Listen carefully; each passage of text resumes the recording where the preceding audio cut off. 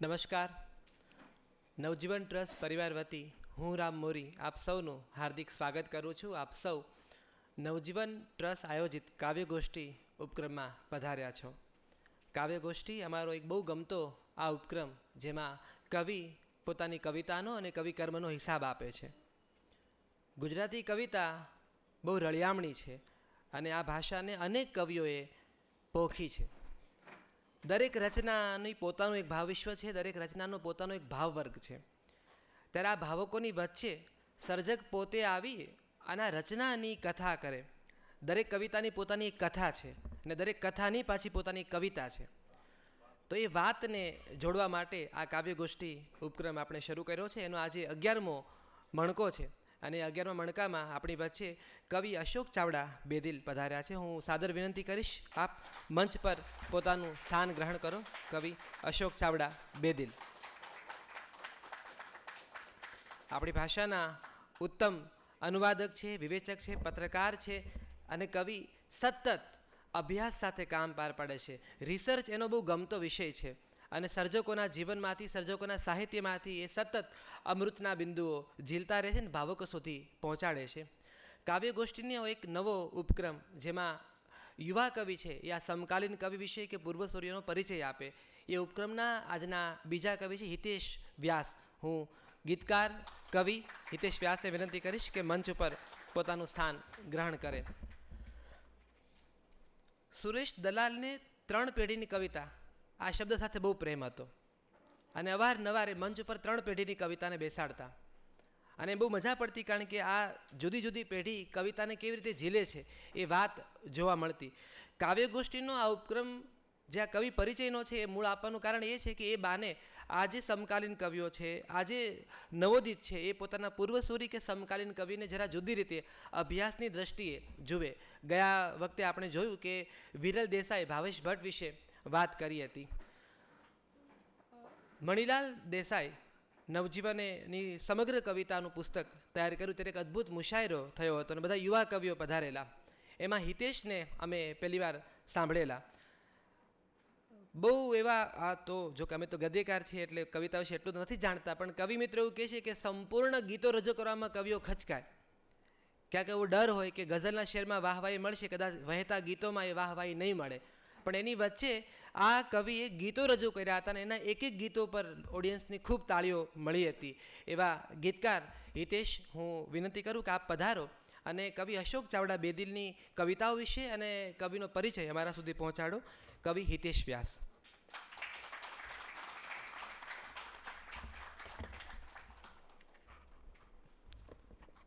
આભાર. રામ, વિવેક દેસાઈ તથા નવજીવન ટ્રસ્ટનો આભાર. એક સફર છે. સફરની શરૂઆત થાય છે સાબરમતી નદીના કિનારે આવેલી સાબરનગરની ચાલીથી. એ ચાલીમાં એક 10મા ધોરણમાં ભણતો છોકરો મીર તકી મીરની ગઝલ સાંભળવામાં મશગુલ છે. દિખાઈ દિએ यूं कि बेखुद किया हमें आपसे भी जुदा कर चले परस्तश किया तक कि ऐ बुत तुझे नज़र में सबों की खुदा कर चले. એ ગઝલના પરસ્તિશ શબ્દના અર્થમાં એ છોકરો ગૂંચવાય છે અને એવું તે ગૂંચવાય છે કે આજે એની 10મા ધોરણની વિજ્ઞાનની પરીક્ષા છે એ ભૂલી જાય છે. ખેર મોડે મોડે પરીક્ષા આપવા પહોંચે તો છે, પણ પોતાના ગઝલ પ્રેમના કારણે ફર્સ્ટ ક્લાસ ગુમાવે છે. એના પરિણામ સ્વરૂપે પિતા ગુસ્સે થાય છે અને છોકરાની કવિતા લખેલી ડાયરી બહુ નિર્દયતાથી ફાડીને ફેંકી દે છે. 10માના વેકેશનમાં પપ્પા સાથે કડિયા કામ શીખવા જાય છે એ આશાએ કે કશું નહીં થાય તો આ તો છે જ. પિતા સાથેના એ દિવસોની છાપ કવિના આ શેરમાં આબેહૂબ દેખાય છે. ઈંટ, પથ્થર અને રેતની ભીંસમાં, ઈંટ, પથ્થર અને રેતની ભીંસમાં હુંય ભેગો ચણાતો ગયો ભીંતમાં, હુંય ભેગો ચણાતો ગયો ભીંતમાં. એ છોકરો કડિયા કામ તો શીખી લે છે, પણ પછી સફર આગળ ચાલે છે. ત્રિકમ પાવડા મૂકીને કલમ કાગળ હાથમાં પકડે છે, પણ સાથે સાથે છોકરાના મનમાં એ મૂંઝવણ તો છે જ કે આ કલમ કાગળ એને કયા મુકામ સુધી લઈ જશે. ક્યાં રોકાશું રસ્તો ક્યાંનો કાંઈ ખબર ના, ક્યાં રોકાશું રસ્તો ક્યાંનો કાંઈ ખબર ના, ક્યાં કલમ કાગળને ખડિયા લઈને ચાલ્યા, ક્યાં કલમ કાગળને ખડિયા લઈને ચાલ્યા. જે પિતાએ કવિતાના રવાડે ચડી ગયેલા છોકરાની ભવિષ્યની ચિંતામાં રાતના ઉજાગરા કર્યા હતા, એ પિતાને આ વાત જાણીને આનંદ ચોક્કસ થયો હશે કે જે છોકરાની કવિતાની ડાયરી એમને ફાડીને ફેંકી દીધી હતી, આગળ જતાં એ છોકરાની લખાયેલી ગઝલ 10મા ધોરણના અભ્યાસક્રમમાં ભણાવવામાં આવે છે.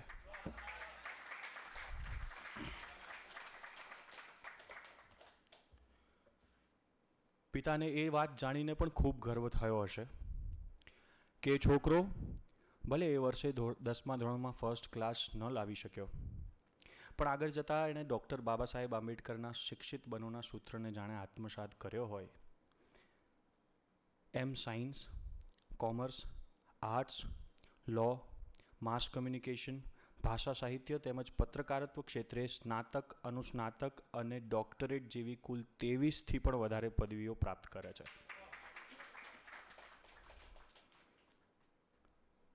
વિશેષ અશોક ચાવડા બેદિલ પીએચડીની ડિગ્રી પ્રાપ્ત કરે એથી વિશેષ આનંદ સાહિત્ય જગતને એ વાત પર છે કે એમની લખાયેલી એમની કૃતિઓ ઉપર જે સાહિત્ય સર્જન પર અધ્યયન કર્યું છે અને એના ઉપર જે થીસીસ લખાયું છે એને પીએચડી પ્રાપ્ત થઈ છે. ડૉક્ટર અશોક ચાવડા બેદિલની સફર સાબરનગરની ચાલીથી શરૂ થઈ ને છેક રાષ્ટ્રપતિ ભવન સુધી જાય છે. વર્ષ 2017માં કવિશ્રી અશોક ચાવડા બેદિલની પસંદગી રાઇટર્સ ઇન રેઝિડન્સના પ્રોગ્રામ હેઠળ થાય છે અને તેઓ રાષ્ટ્રપતિ ભવનમાં 15 દિવસની મહેમાનગતિ કરે છે, જે ગુજરાતી સાહિત્ય માટે ખૂબ આનંદની વાત છે. એક બાજુ બેદિલની શૈક્ષણિક સફર છે અને એક બાજુ સાહિત્યિક સફર, પણ આપણે આજે મૂળ વાત એમના સાહિત્યિક સફરની કરવી છે. તો એની શરૂઆત એ રીતે છે કે 1996માં ગુજરાત સાહિત્ય અકાદમી એમની લખાયેલી કૃતિઓનો સંગ્રહની ફાઇલ નામંજૂર કરે છે અને એ વાતનો કવિને એ હદે આઘાત લાગે છે કે 1996 પહેલાં લખાયેલી તમામ કૃતિઓને કવિ સળગાવી દે છે અને એની રાખ સાબરમતી નદીમાં વહાવી દે છે. એ રિજેક્શન કવિને એવી ખૂંચી જાય છે કે કવિ પોતાની જાતને તૈયાર કરવા માટે નીકળી પડે છે અને નીકળી પડેલો કવિ પહોંચે છે બુદ્ધ સભાના દરવાજે. પહેલી વખત બુદ્ધ સભામાં જાય ત્યારે જે લગભગ કવિને અનુભવ થતો હોય એવો અનુભવ આ કવિને પણ થાય છે. એ પહેલી વખતની બુદ્ધ સભાનો તાપ એટલો હોય છે કે પહેલી વખત બુદ્ધ સભામાં ગયા પછી લગભગ 6 મહિના સુધી કવિ બુદ્ધ સભામાં નથી જતા, પોતાની જાતને તૈયાર કરે છે, રાહ જુએ છે, પક્વ થાય છે અને ફરી પાછા 6 મહિના પછી બુદ્ધ સભામાં જાય છે. એ વખતના બુદ્ધ સભાના અધ્યક્ષ કવિ શ્રી ધીરુભાઈ પરીખની સાનિધ્યમાં આ કવિ તપે છે અને ત્યાંથી જન્મ થાય છે બેદિલનો.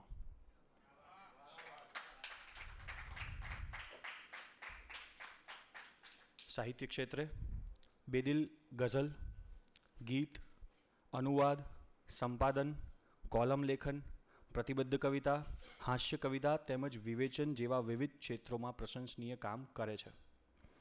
ઘણી ગુજરાતી ફિલ્મોમાં પણ તેમને ગીતકાર તરીકે યોગદાન આપ્યું છે.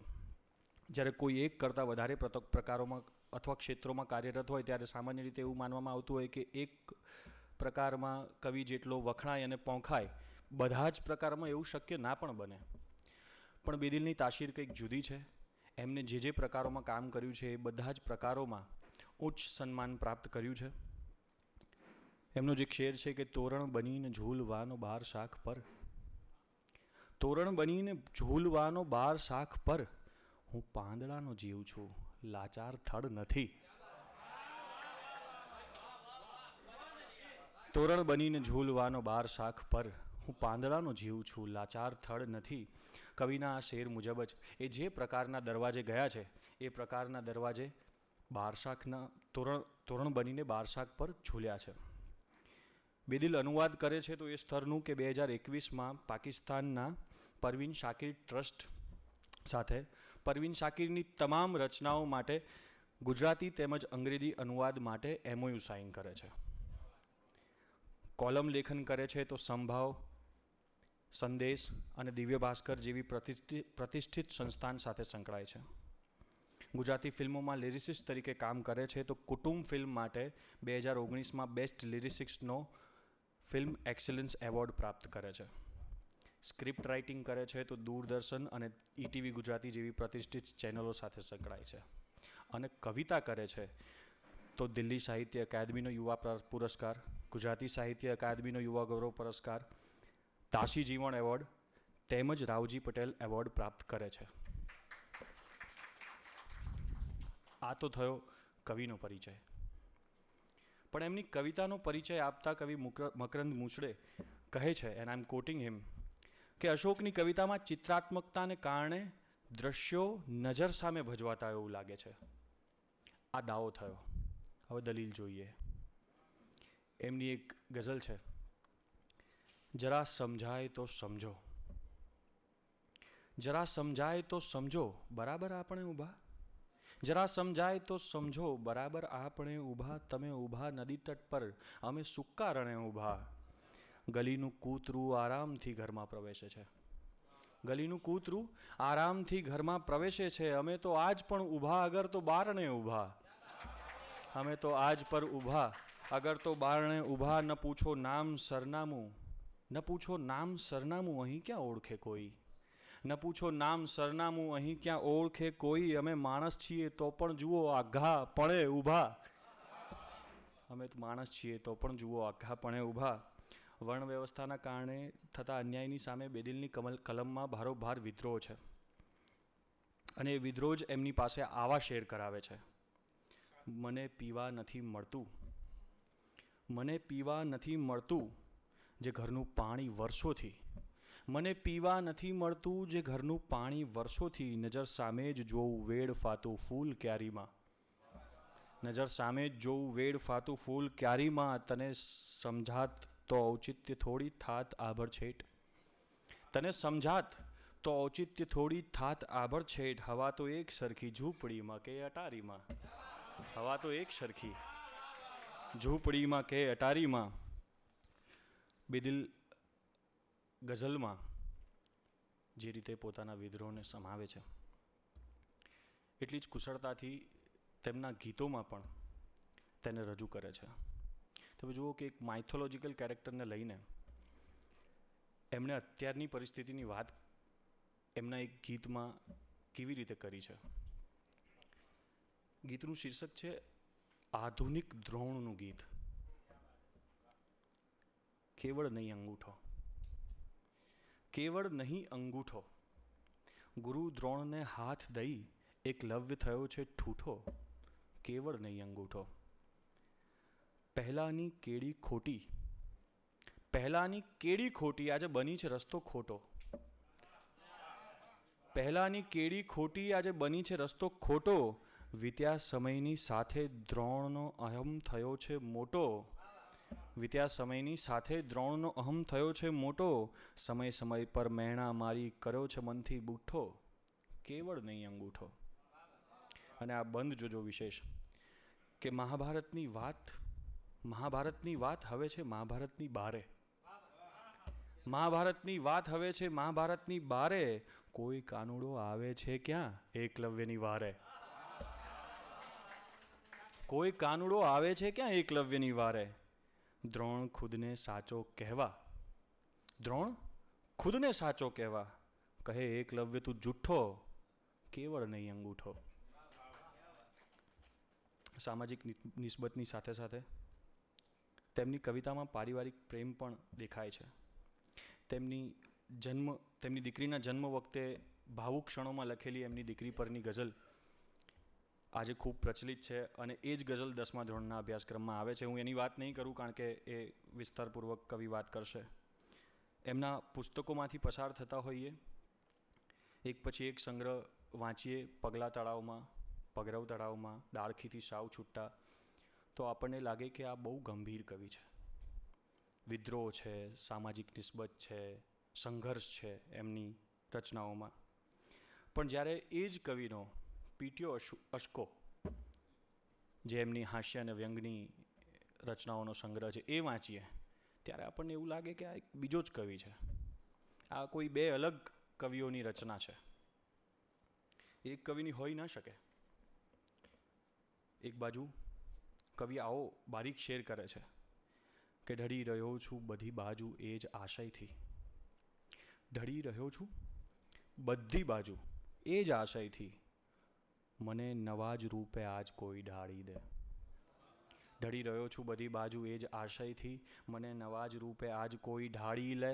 જતો રહીશ અગર હું નહીં ફરું પાછો, જતો રહીશ અગર હું નહીં ફરું પાછો, હજી એ વાતમાં છું વાત સહેજ વાળી લે.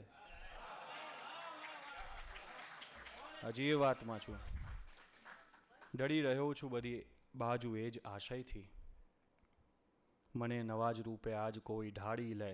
જતો રહીશ અગર હું નહીં ફરું પાછો, હજી એ વાતમાં છું વાત સહેજ વાળી લે. એ જ કવિ જ્યારે હાસ્ય લખે છે ત્યારે એટલો હળવો થઈ જાય છે કે મિલેનિયમ રાધાનું ગીત કરે છે. એ સંગ્રહમાં કવિનો અલગ જ શેડ આપણી સામે આવે છે. અંતે એક નાનકડી વાત કહીને મારી વાત પૂરી કરું કે જે ગામથી અશોક ચાવડાના પિતા અર્થોપાર્જન સંદર્ભે અમદાવાદ આવ્યા હતા ગામ છોડીને, એ મંડળાસર ગામના એક માર્ગનું નામ તેમના પુત્ર પર ડૉક્ટર અશોક ચાવડા માર્ગ એવું રાખવામાં આવ્યું છે. મારી જેટલી ઉંમર નથી એટલા એમના પુસ્તકો પ્રકાશિત છે, એટલે ટોટલ 55થી પણ વધુ પ્રકાશિત પુસ્તકો છે એમના, અને 65 જેટલા પ્રકાશ્ય છે, ટુ બી પબ્લિશ્ડ છે. એટલે બહુ ગુસ્તાખી કરી છે મેં પરિચય આપવાની, પણ છેલ્લે રાજેશ રેડ્ડીના એક શેર સાથે મારી વાતને પૂરી કરું અને એમને એમના જીવન કવન વિશે વાત કરવા માટે આમંત્રિત કરું કે જાને કિતની, કારણ કે 55 પ્રકાશિત છે ને એના કરતાં વધારે પ્રકાશ્ય છે, એટલા માટે આ શેર કે જાને કિતની ઉડાન બાકી હૈ, જાને કિતની ઉડાન બાકી હૈ, इस परिंदे में जान बाकी है. आभार.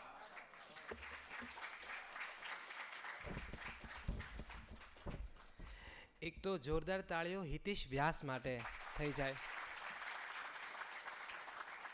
જે તૈયારી સાથે સમકાલીનો અને પૂર્વસૂર્યના કામને ઘૂંટવામાં આવે છે ત્યારે એમને લાગે કે આ ઉપક્રમની સાર્થકતા છે. હું તાહાનો ખરી આભાર માનું છું કે આ ઉપક્રમને એક બળ પૂરું પાડ્યું છે.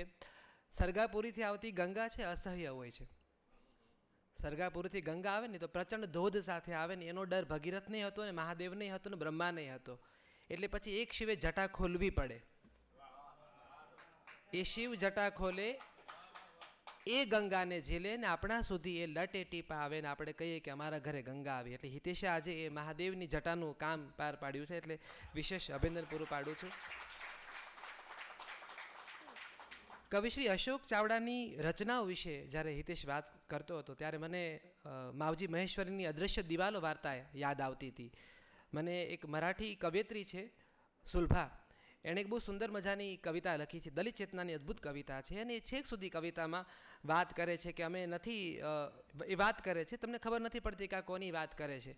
એ કહે છે કે અમારા ચામડાએ તે બળેલા, અમારા ચામડાએ ટીપાયેલા, અમને નખ વાગેલા, અમારી ઉપર તે બહુ બધા સ્ક્રૂ જડેલા, અમે મંદિરમાં ન જઈએ, અમે ભોજનાલયની બહાર રહીએ, અમે દૂર રહીએ, રખેને તમે સમજી ના લેતા કે રે અમે પગરખા. એ સુલભાની વાત મને યાદ આવી. અને બીજી મને બહિષ્કૃત ફૂલોના નીરુ પટેલે મારે અચૂક યાદ કરવા પડે. એમણે દ્રોણની વાત કરી, અશોક ચાવડાના દ્રોણની વાત, ત્યારે કુંવરબાઈનું મામેરું તો પૂરાય, પણ નીરવ પટેલ કહે છે કે શામળીઓ રાજી થાય તો ગગલીનું આણું નીકળી જાય. એ ગગલીનો કર્યાવર મને યાદ આવ્યો છે. તો આ બધા અવાજોને, પૂર્વસૂરીઓએ ઘૂંટેલા આ શબ્દને વધાવીને હું ખાસ અશોક ચાવડા બેદિલને વિનંતી કરીશ કે આપ પધારો અને તમારા એ લોકમાં, તમારા એ મુલકમાં, તમારા નામે કંડારેલા એ માર્ગમાં તમારી આંગળી ઝાલી અમને લઈ જાઓ. કવિ અશોક ચાવડા બેદિલ.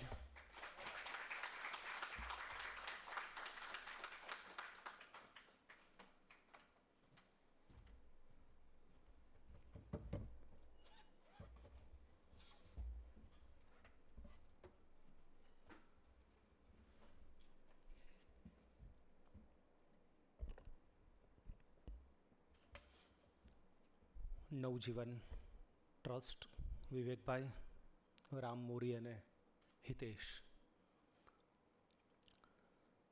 આ સૌએ ઘણી વસ્તુઓ તો શેર કરી અને હિતેશે સાબરમતીની વાત કરી છે, તો હું પણ ત્યાંથી જ મારી સફરની શરૂઆત કરું.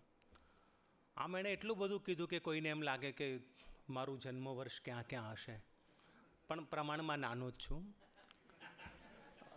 23 ઓગસ્ટ 1978 સાંજે 6 વાગે ભાવનગરની ભૂમિમાં એક લાકડાની પટ્ટીવાળા ઘરમાં મારો જન્મ થયો. મોસાળ હોવાથી માત્ર એક ક્ષણો પૂરતો જ હું ભાવનગરમાં રહ્યો છું, પછી ખબર નહીં કઈ ક્ષણે હું અભાવનગરમાં આવી ગયો. અને મારું બાળપણ સાબરનગર એમણે કીધું, પણ સાબરનગર એ પણ એક ઇતિહાસ છે આખો. ત્યાં એક અર્જણ દેસાઈની ચાલી, પણ ઘણીવાર કહેવાય છે ને કે જમીનનું પોતીકું એક તપ હોય છે. મારા કરતાં રામ વધારે કહી શકે આ બધી બાબતોમાં. મને આ બધા ખાખા ખોળા કરવાનો બહુ શોખ, એના કારણે એણે કીધું ને મેં ક્યાં ક્યાં ગુમાવ્યું, પણ થાય એવું. એ લગભગ આખો આ વિસ્તાર છે ને, એમ તમે જુઓ તો વાડજ, એટલે એક જમાનામાં નકરી વાડજ અહીંયા હતી, અને જે તે વખતે પાટણ પર કંઈક ચઢાઈને થયું ત્યારે અહીંયા પણ એક સૂબા રોકાયા હતા, અને એના કારણે આ વિસ્તારનું એક જુદું તપ. તો એ જે વિસ્તાર હતો ત્યાં 1970માં જૈન લોકોની એક સોસાયટી બનવાની હતી. અમારા જન્મ પહેલાંનું છે બધું, પણ કવિનું કામ જ છે બધું શોધવું પડે, અને હું સંશોધક રહ્યો એટલે ઘોડિયામાંથી પણ આવું બધું શોધી લાવ્યો. તો એ કોઈ કારણસર બધાને ખબર હશે કે 72નું પૂર સાબરમતીમાં જબરજસ્ત, એના કારણે એ લોકોએ સોસાયટી પડતી મૂકી, અને જેને રખોપું કરવા આપ્યું હતું એણે ત્યાં બરાબર રખોપું કર્યું. પરિણામે બધાને કંતાનબદ્ધ પેલા વહેંચવામાં આવ્યા. હવે કંઈક શેડ કરીને આપે છે, એ જમાનામાં તો કંતાન હશે, એટલે મારું બાળપણ અગેન આવી ગયું એક ટિપિકલ કંતાનવાળી ઓરડીમાં. પણ આ બધું થાય અને એ ચાલીને પાકી થતી પણ મેં જોઈ છે, કારણ કે આખા જ બધા મકાનો મારા પપ્પાએ જ ચણેલા. અને મને એ વાતનો આનંદ પણ થાય કે હું એના કારણે કદાચ આ વિસ્તાર હું છોડતો પણ નથી, કેમ કે આશ્રમ રોડ ઉપર મારો શ્રમ બહુ જ છે એમ. એટલે મને આજે પણ આ રોડ ગમે કે આ જ રોડ ઉપર આપણે ચાલીને ગયા હોઈએ, અને આજે ભલે મોટર કારમાં ફરતા હોઈએ, પણ એ પેલો પગ આમ નીચે અડે ને ત્યારે એ જમાનામાં આપણને લઈ જાય. તો અમારી પાસે બીજું તો કશું જ નહીં બાળપણમાં, પણ મને કોઈ કારણસર હશે, મેં કીધું ને ભાવ અને અભાવનગર, કે પહેલી વાર હું સરકારી શાળામાં ભણતો અને ત્યાં 4થા ધોરણમાં મને ઇનામ મળ્યું, એ પણ વક્તૃત્વ સ્પર્ધામાં. એ કદાચ ખબર નહીં શબ્દ સાથેનો નાતો એ ત્યારથી જોડાઈ ગયો હશે. અને પહેલાં હું બહુ જ શરમાળ હતો, પણ એ વખતે સ્વાભાવિક રીતે જેમ હિતેશે કહ્યું ને તમે તાળીઓ પાડી, એમ ત્યાં શિક્ષકોએ પણ મને બહુ વધાવ્યો. અને પછી ક્યારેય મને મારી પેલી ભૂરા રંગની ચડ્ડીમાં કાળા રંગનું થીગડું એની કોઈએ હાંસી જ ઉડાવી નથી કે આ છોકરો કંઈક અલગ છે એમ. શિક્ષકોનો બહુ પ્રિય. આમ તો મને મારા ઘણી વાર હું બધાને મજાકમાં કહું છું કે મને અતિસ્મૃતિનો શ્રાપ છે. એના કારણે આજે મારી પાસે બાલ મંદિરમાં જે બેઠા ત્યાંથી લઈને ડૉક્ટરેટ સુધીના બધા જ લોકો યાદ છે. તો એ મનોરમા બેને 5મા ધોરણમાં પછી પપ્પાને એમ થયું કે આ છોકરો કંઈ કરે છે, કે બધા વાતો તો કરે ને કે આવું આવું કરી લાવ્યો, એટલે એમને થયું કે ખાનગી શાળામાં મૂકીએ. શાળામાંથી મને એલસી પણ ના મળે, પણ પછી એલસી આવ્યું અને હું પાછો SM પટેલ, આજે નવસંસ્કાર હાઈસ્કૂલ તરીકે, ત્યાંથી પણ હું પસાર થઉં છું. આ બધા વચ્ચે એક ફરક પડ્યો કે હું આવ્યો એક બીજા વાતાવરણમાં. ત્યાં એક ચોક્કસ પ્રકારની હરીફાઈ થતી, પણ હું જેવો ત્યાં ગયો ત્યાંના જે કંઈ પ્રથમ હતા એ બધા દ્વિતીય થઈ ગયા, અને અગેઇન આપણો એક સમય શરૂ થયો. અને મને ત્યાં જઈને ખબર પડી કે માત્ર ભણવાનું ન હોય, એ સિવાય ઘણું બધું હોય. એટલે આ પરિસરમાં પણ લગભગ હું 1987થી વિદ્યાપીઠ સાથે એ રીતે જોડાઈ ગયો, કેમ કે હિન્દી પહેલી, દૂસરી, તીસરી આવી બધી પરીક્ષાઓ આપીએ, અને એના પરિણામે એક લાઇબ્રેરી. અને આ જ વિસ્તારમાં બહુ જ જે લોકો ફરતા હશે, અને અહીંયા એક ઉસ્માનપુરાનું ઉદ્યાન છે, બગીચો, ત્યાં દર ગુરુવારે એ સમયે તો બહુ જ અવાજને કવાલીને ઘણું બધું, અને મારું બાળમન એમાં પણ ગૂંચવાતું. વાંચવા માટે સ્વાભાવિક રીતે એવી કોઈ જગ્યા ન હોય, એટલે ગાંધી આશ્રમ, ગુજરાત વિદ્યાપીઠ અને ઉસ્માનપુરાનો બગીચો, આ 3 જગ્યાએ જ વાંચવા માટે જતા. એના કારણે એક જુદો પરિવેશ પણ મને અંગત રીતે મળતો. એ થવાથી ધીમે ધીમે એમ થયું કે મને કંઈક ખેંચે છે. આ ખેંચે છે શું? તો મારી પાસે એક લાલ રંગનો ફિલિપ્સનો રેડિયો, મોડી રાત સુધી ગીતો સાંભળવાના, સાબરમતીના પટ પર સુવા જઈએ, ત્યાં દિવસના તો એ જ નદીમાં નાહવાનું હોય, સાંજે પેલું શામે ગઝલ પકડાય, કેમ કે બધા જ રાતને કોઈ નિશાન ન હોય એટલે પાકિસ્તાનના પણ એ બધી રીતે ઘણું બધું સાંભળીએ. અને આ વસ્તુમાંથી મને એ ખબર પડી કે મને જે ખેંચે છે ગદ્ય તો છે જ, પણ મૂળ કદાચ હું પદ્યનો જીવ હોઈશ. અને ઘણીવાર એવું છે કે આમ પેલું લખોટીઓ રમતા હોય ને કંચાઈ મસ્ત એ રીતે એમ પેલો જે કહેવાનો એવો એક શબ્દ આપણાથી મળે, એનાથી મને એ પણ ખબર પડી કે મારામાં ક્યાંક પ્રાસ પણ રમે છે એમ. આ બધી ઘટનાઓમાં સ્વાભાવિક રીતે ભણવાનું સફર થાય જ. અને મારા તો શું, કોઈના પણ પિતાશ્રીને એ તો ન જ ગમે કે છોકરો કવિતાના રવાડે ચડે. કેમ કે મેં તો એવું જ સાંભળેલું કે કવિ હોય એટલે ઉદાસ હોય, લાંબી દાઢીઓ હોય, પેલો લગર વગર કપડાં પહેરવાના હોય ને, એટલે આપણે પણ એ ટ્રાન્સમાં જીવીએ એમ. દાઢી તો ત્યારે હતી નહીં, પણ ત્યારે લાંબા વાળ રાખતા એમ.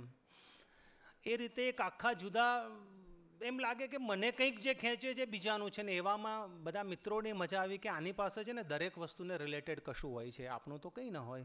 એ આપણને સાહિર સાહેબ યાદ હોય, હસરત જયપુરી યાદ હોય, વધુમાં તો આપણને કાંતિ અશોક ગુજરાતીના યાદ હોય. એટલે મને રેડિયોમાં મજા એ આવતી કે લોકોને અવાજથી, આ લતાનો અવાજ છે, રફીનો અવાજ છે, એમાં મજા પડતી. મને એ શબ્દો કોના છે એમાં મજા પડતી, કે શબ્દ છે તો સ્વર છે, ને સ્વર છે તો આગળ છે. હવે આ બધું જ રેડી રેકનર જેવું. એટલે સ્વાભાવિક રીતે મારા મિત્રોને ક્યાંય કશું કોટ કરવું હોય તો મારી પાસે આવે. એમાં ફાયદો મને થયો કે હું પત્ર લેખક થઈ ગયો. મારા આસપાસના મિત્રોની ઉદાસી એ મારી ઉદાસી, એમની ખુશી એ મારી ખુશી.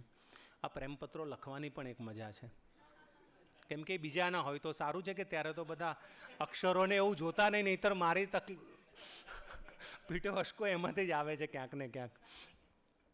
તો એનાથી એ ફાયદો થયો કે મિત્રોને ખબર પડી કે આને તો આ બધું કામ કરી આપીએ એનું કશુંક વળતર તો મળે ને.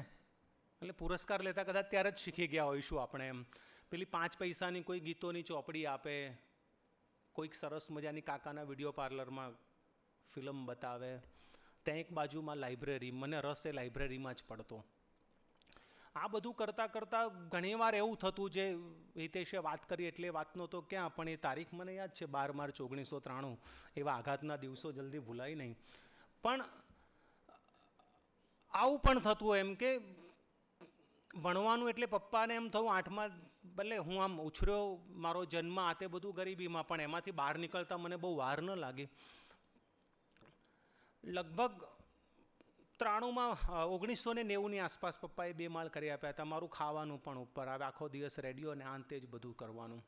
મારા વિસ્તારના જેટલા લોકો કંઈક ભણ્યા છે અમારી નાની લાઇબ્રેરીમાં, પપ્પાને એવું કે અહીંયા જે કંઈ ભણે, અને એના કારણે પણ કદાચ એવું છે કે આજે હું ક્યાંય પણ જઉં, કાં તો એ મારા હાથ નીચે જુદી રીતે ભણેલો. એક સરસ્વતી સ્ટડી સેન્ટર અમારું ચાલતું મારા મોટાભાઈનું, ત્યાં હું ભણાવતો. એટલે એના કારણે આર્થિક રીતે તો લગભગ 95 આસપાસ તો બધા સદ્ધર થઈ ગયા હતા. પણ રહેવાનું તો ત્યાં જ.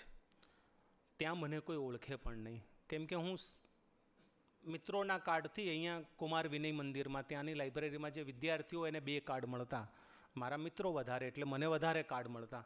એટલે મારું જીવન મોટા ભાગે લાઇબ્રેરીમાં ગયું.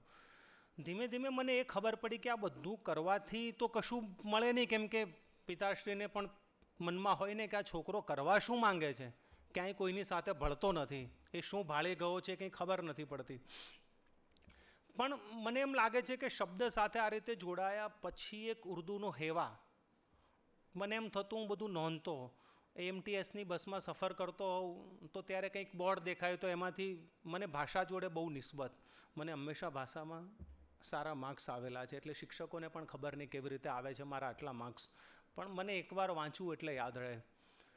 તો એ બધી જ નોટ ડાઉન કરતાં કરતાં એમ થયું કે આગળ, અને એ 10thનો આખો જે ટ્રાન્સ, એના પછી 12thમાં આવ્યા તો સાયન્સ છોડ્યું. એટલે સ્વાભાવિક રીતે કેટલું બધું સાંભળ્યું હોય કે હવે કશું જ નથી કરવું, તો એક મેચ નીચે ઉતર્યા. કોમર્સમાં આવ્યા તો સ્ટેટિસ્ટિક, અકાઉન્ટન્સી, આંકડાઓ સાથે મને આમ પણ બહુ નિસ્બત છે એના વિશે ક્યારેક વાત કરીશ. તો એ થતાં સ્કૂલમાં ફર્સ્ટ આવ્યા એટલે ખાસ થોડીક સામાજિક રીતે શાંતિ થઈ ઘરમાં કે છોકરો એવો આડા રવાડે તો ચડ્યો નથી.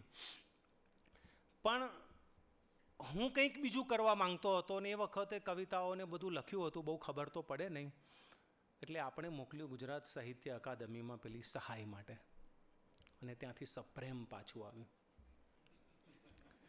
એટલે ખબર એ પણ પડી કે આ બધી કવિતા બવિતા કશી કામની છે નહીં, હું કોઈક આડા રસ્તે હોઈશ. પણ મને મિત્રો એમ કહેતા, એટલે શિક્ષકો પણ ઘણી વાર વાત કરે ને કે કવિતા તો ઉર્દુમાં હોય, આ બધું શું તું કરે છે આ તે. અને સંસ્કૃત અને ગુજરાતી છંદો તો સ્વાભાવિક રીતે ભણવામાં આવતા, એટલે હું શિખંડની મંદાક્રાંતામાં ત્યારે વાત પણ કરી શકતો ને એવા ઘણા સોનેટ લખેલા પણ છે. કોઈક વાર એ વાંચીશું પણ ખરા.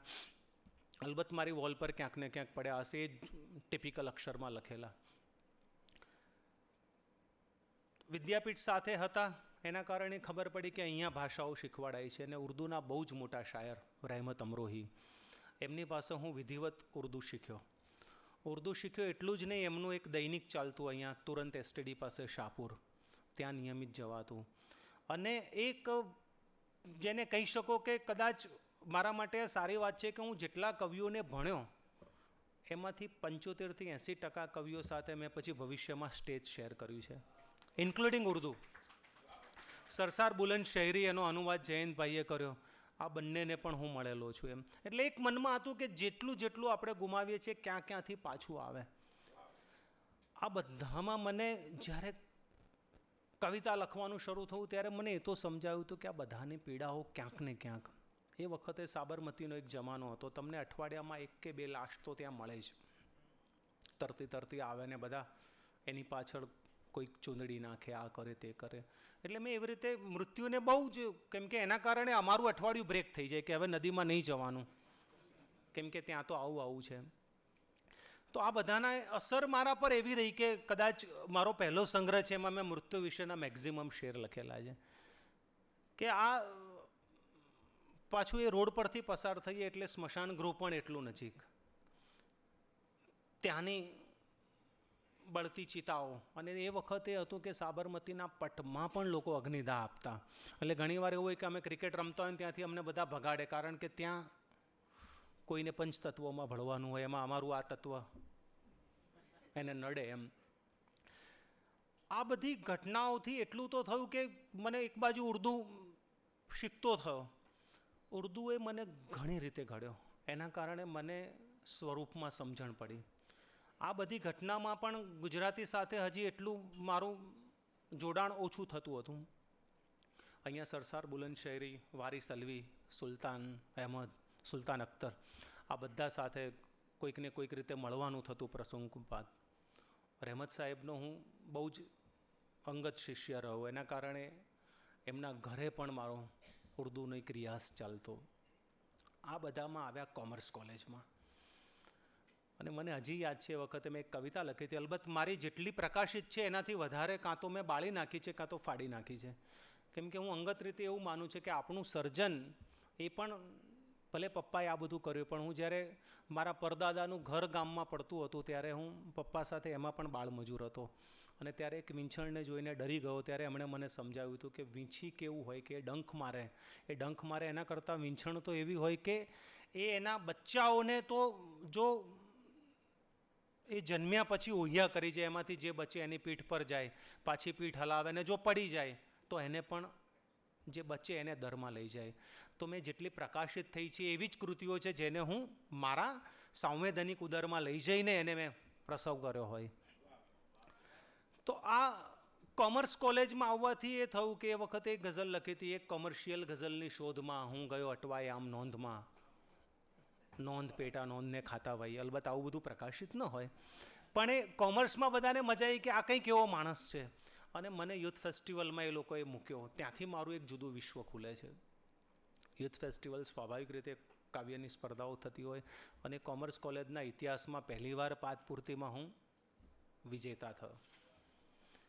અને એના કરતાં કોલેજને એટલું સારું લાગ્યું કે કોલેજે એક દિવસ મારા માનમાં રજા આપી, અને રાતોરાત બેદિલ એટલે શું એ કોમર્સ કોલેજમાં ગોઠવાઈ ગયા. આજે પણ સેકન્ડ બીકોમમાં એક ઇનામ મારા નામે ચાલે છે. પણ ત્યાંથી પછી એવું થયું કે આ કોલેજમાં આવી ગયા, આવા માનપાન મળતા થઈ ગયા, એના કારણે ફરી પાછો પેલું ચોપડીઓ ફાડવાવાળી ઘટનાઓ સુધી પહોંચી ગયો કે હું કોમર્સમાં એવો પછડાયો, સીધો પાસ ક્લાસ, ઘરે કહી ન શકાય. અલબત્ત સાયન્સ છોડ્યું, કોમર્સ આવી રીતે છોડ્યું, પણ ત્યાં સુધી એ ફાયદો થયો કે હું બુદ્ધ સભા સાથે જોડાયો. અગેન ત્યાં વચ્ચે એક શિબિરનો ગાળો આવે છે, ત્યાં વિનોદભાઈ જોશીના ભાઈ બેઠા છે, પાર્થ મહાબાહુ. હું વિનોદભાઈ જોશી પાસે શિબિરમાં ગીત શીખ્યો. ગઝલ ઓલરેડી ઉર્દુના કારણે મને સમજાતી હતી. ત્યાંથી એ કામ કરતાં કરતાં એમ થયું કે આપણે જે લખવું છે એ કંઈક જુદું કામ કરવું છે, તો શું કરીએ? તો મને ખ્યાલ આવ્યો કે જે કંઈ લખવું હોય તો એના માટે બહુ જ વાંચવું પડે. હું ઘણીવાર એવું કરું કે મારે આ લખવાની જરૂર છે તો જ હું લખું છું, કેમ કે બહુ જ વાંચનથી ફરક એ પડે કે ઘણું બધું તમને યાદ આવે, એટલે સીધું જ એની સાથે કમ્પેર કરવાનું. આનાથી સારું લખાઈ ગયું છે તો મારે શા માટે કાગળ કલમ વેડફવાના, મારે શા માટે ભાવકોનો સમય બગાડવો? જો હું જે રસ્તાથી આગળ ન જઈ શકું તો I do not waste pen and paper. ત્યાં કરતાં બુદ્ધ સભામાં એક જુદા પ્રકારે ઘડાયું. બુદ્ધ સભાનો પ્રભાવ તો અત્યારે મને ખ્યાલ નથી, પણ એ સમય એવો હતો કે ત્યાં એન્ટ્રી કરીએ એટલે ન ગમે તો કવિતા સીધી ડસ્ટબિનમાં જાય, એવું બચુભાઈ રાવત કરતા. ધીરુભાઈ થોડા સજ્જન માણસ હતા, તો એ પત્યા પછી તમને પરત આપે. આ બધામાંથી કવિતાનું એક આખું જુદું વિશ્વ ખીલ્યું. હવે ઘરે કહી ન શકાય કે આવી રીતે ભણવામાં પાછળ, પણ મેં કીધું એમ ભાષા તો મારા એક ઉમાકાંત શુક્લ શિક્ષક હતા, એના કારણે મારું અંગ્રેજી પણ સારું, તો હું BA વિથ ઇંગ્લિશ લિટરેચર કરવા જોડાઈ ગયો. ત્યાં ફાયદો મને એ થયો કે એ સમયના મોટાભાગના કવિઓ સાથે સાંજે કવિતા વાંચવાની હોય, સવારે વિદ્યાર્થી. એ વખતે ખબર પડી કે આર્ટ્સ ભણવું હોય ને કવિતા ને આ બધું હોય ને તો તમારે તો HK આર્ટ્સ કોલેજમાં જવું જોઈએ. હવે મારી પાસે એવી કોઈ ઓળખાણ નહીં, પણ બુદ્ધિ પ્રકાશમાં પણ મારી કવિતાઓ છપાતી. એના કારણે પ્રિન્સિપાલ સુભાષભાઈ બ્રહ્મભટ્ટને મળ્યો અને કીધું, સાહેબ મારી કવિતાઓ આવી રીતે છપાય છે, મને જો આ કોલેજમાં એડમિશન મળે. અને કવિતાના કારણે એડમિશન પણ મળી ગયું ને ત્યાંથી એક જુદું વિશ્વ શરૂ થયું. પાદપૂર્તિ કે કાવ્ય પઠન ને આ બધું તો ઠીક છે, પણ ત્યાંથી હું નાટક સાથે જોડાતો ગયો. અને એના કારણમાં એ હતું કે મને હજી યાદ છે કે એ કોલેજમાં મેં એડમિશન લીધું તો સંજય ભાવેએ મને રસ્તા વચ્ચે ઊભો રાખીને સૌમ્ય જોશી સાથે ઓળખાણ કરાવી કે આ કવિ છે, જો આ કુમારમાં ને બુદ્ધિ પ્રકાશમાં આવે છે અને આપણા ત્યાં હવે ભણે છે. પણ હું એમને એ રીતે ઓળખતો હતો કે એમના પપ્પા પાસે ઓલરેડી હું કોમર્સમાં ભણી ચૂક્યો હતો, પ્રાધ્યાપક જયંત જોશી, જે શિવશા કોમર્સમાં ભણાવતા. તો એ કોલેજમાં મારું ઘડતર કંઈક જુદી રીતે એટલા માટે થયું કે કંઈ પણ હોય ને તો આપણા નામનું બોલાવે કે સંચાલન તો અશોક, આ કરવું તો અશોક. એના કારણે હું લાઇબ્રેરીની બહાર ઓછો જતો થયો, કેમ કે ક્યારે શું આવે એ ખબર નથી. પણ મારી અંદર કેટલાક બીજ ત્યારથી પણ જોડાઈ ગયા હશે કે હું ભણતો અંગ્રેજી સાહિત્ય અને ગુજરાતી સાહિત્ય વર્તુળનું પ્રમુખ થઈ ગયો. પમરાટ સાહિત્ય વર્તુળ શરૂ કર્યું ને પમરાટ નામે એક હસ્તલિખિત મેગેઝિન શરૂ કર્યું. અને એ મેગેઝિનમાંથી કેટલા બધા આજે બહાર આવ્યા છે એની વાત કરીએ તો આશીષ વશી જેમણે રહીશ લખી છે, તેજલ પંચાસરા જેણે, પછી ઘણા બધા નામો કે જે અત્યારે ઘણા, ઇવન ચંદ્રેશ મકવાણા પણ ત્યાંથી, એ બધા મારા પછી HKમાં જોડાયા હતા.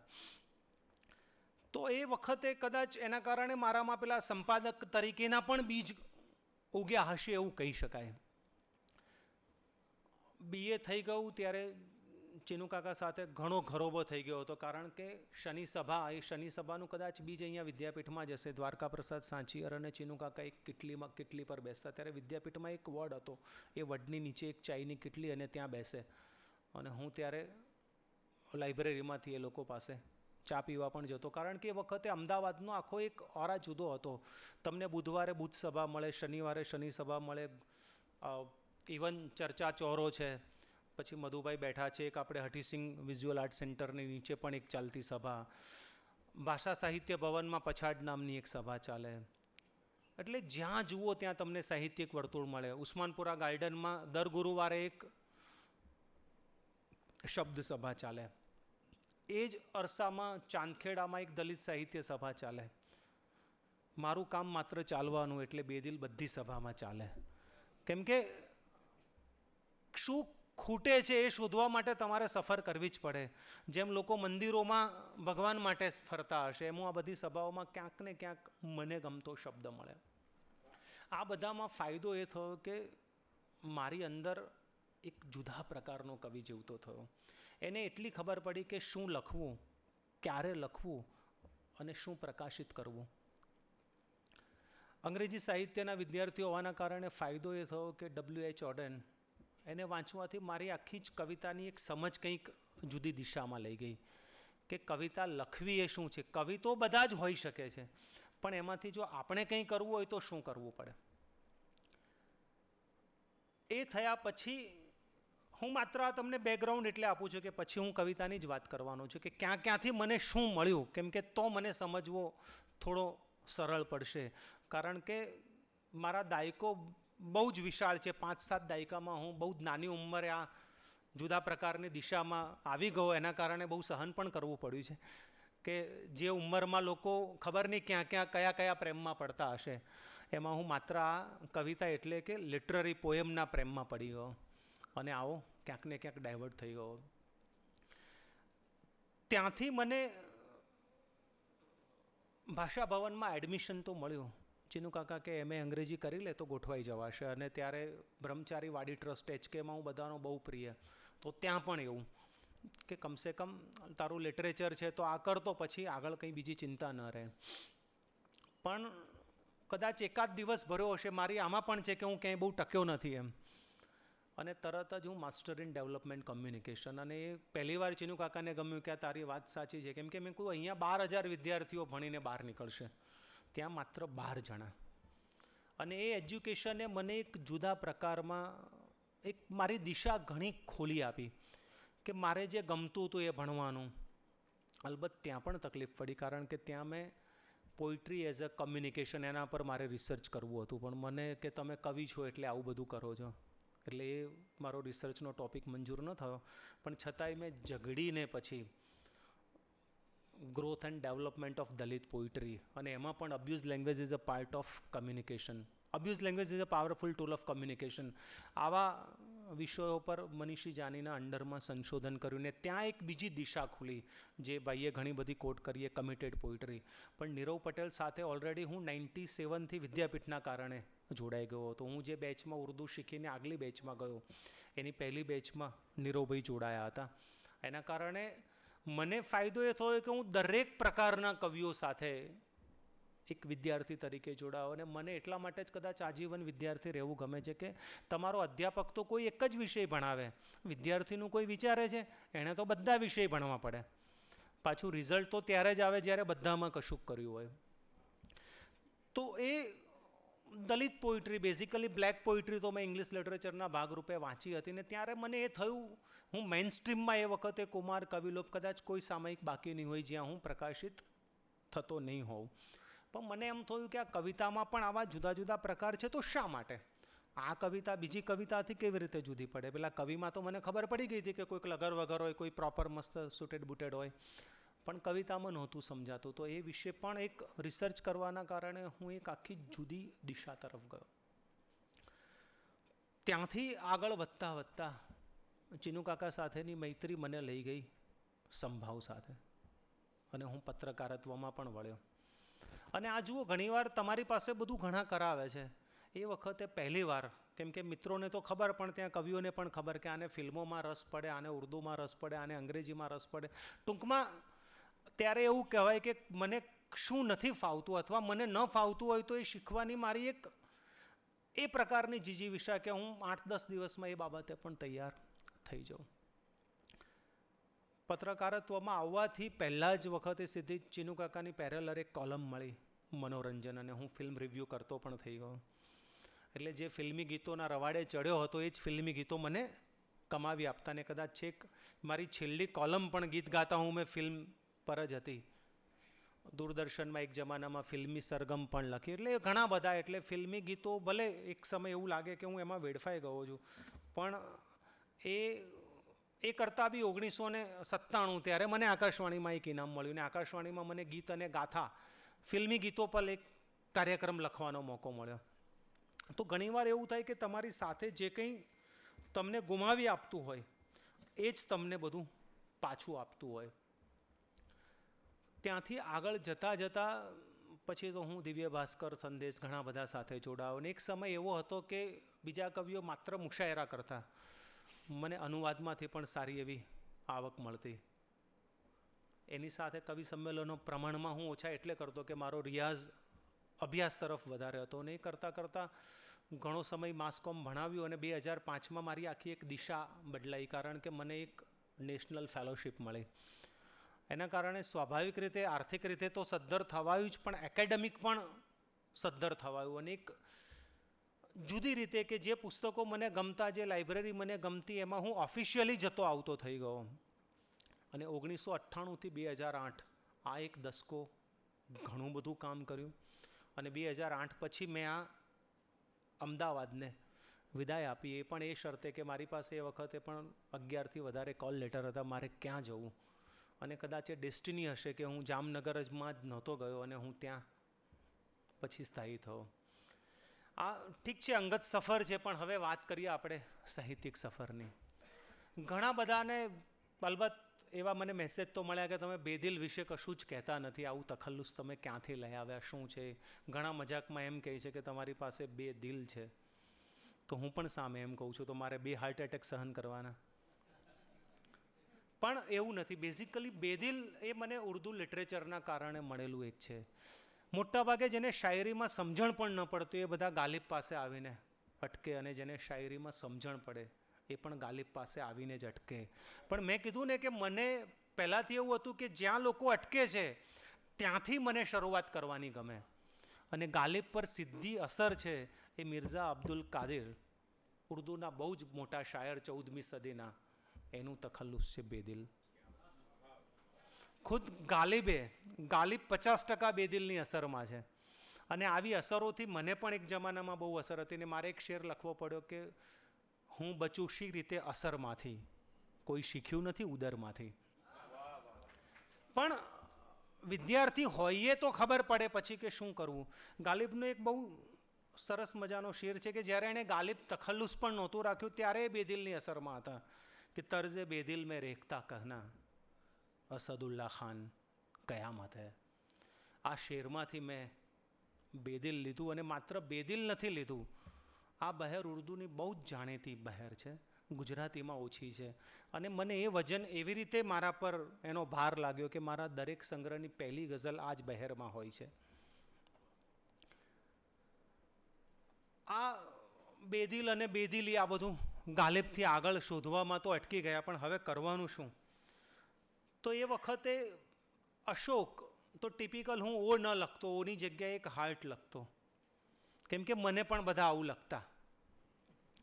પણ એ તમે જોઈએ તો એની એક હથેળીની છાપ બીજી હથેળીમાં પાડીએ તો એ ઉલટું થઈ જાય, સ્વાભાવિક રીતે મિરર ઇમેજ જેને કહેવાય.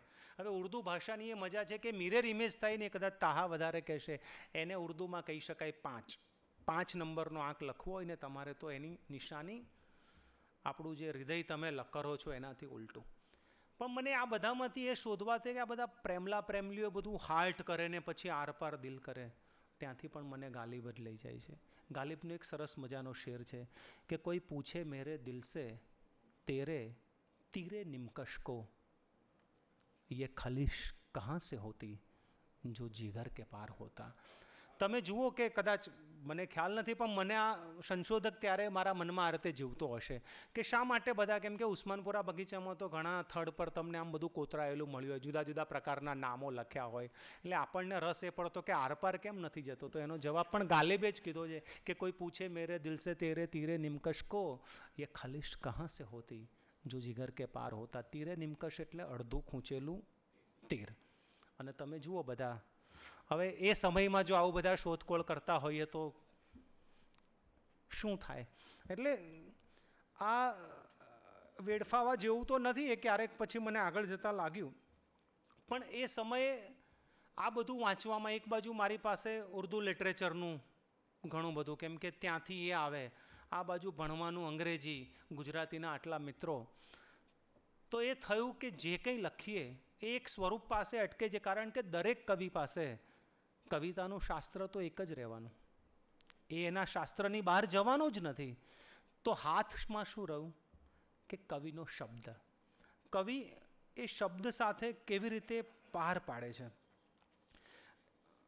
મને અહીંયા કદાચ જો કોઈને મારા વિશે પણ શોધવું હોય તો 1996ના ઉર્દુ સામાયિકો શોધશો તો તમને બેદિલ તખલ્લુસ પણ મળશે ને કવિતા પણ મળશે.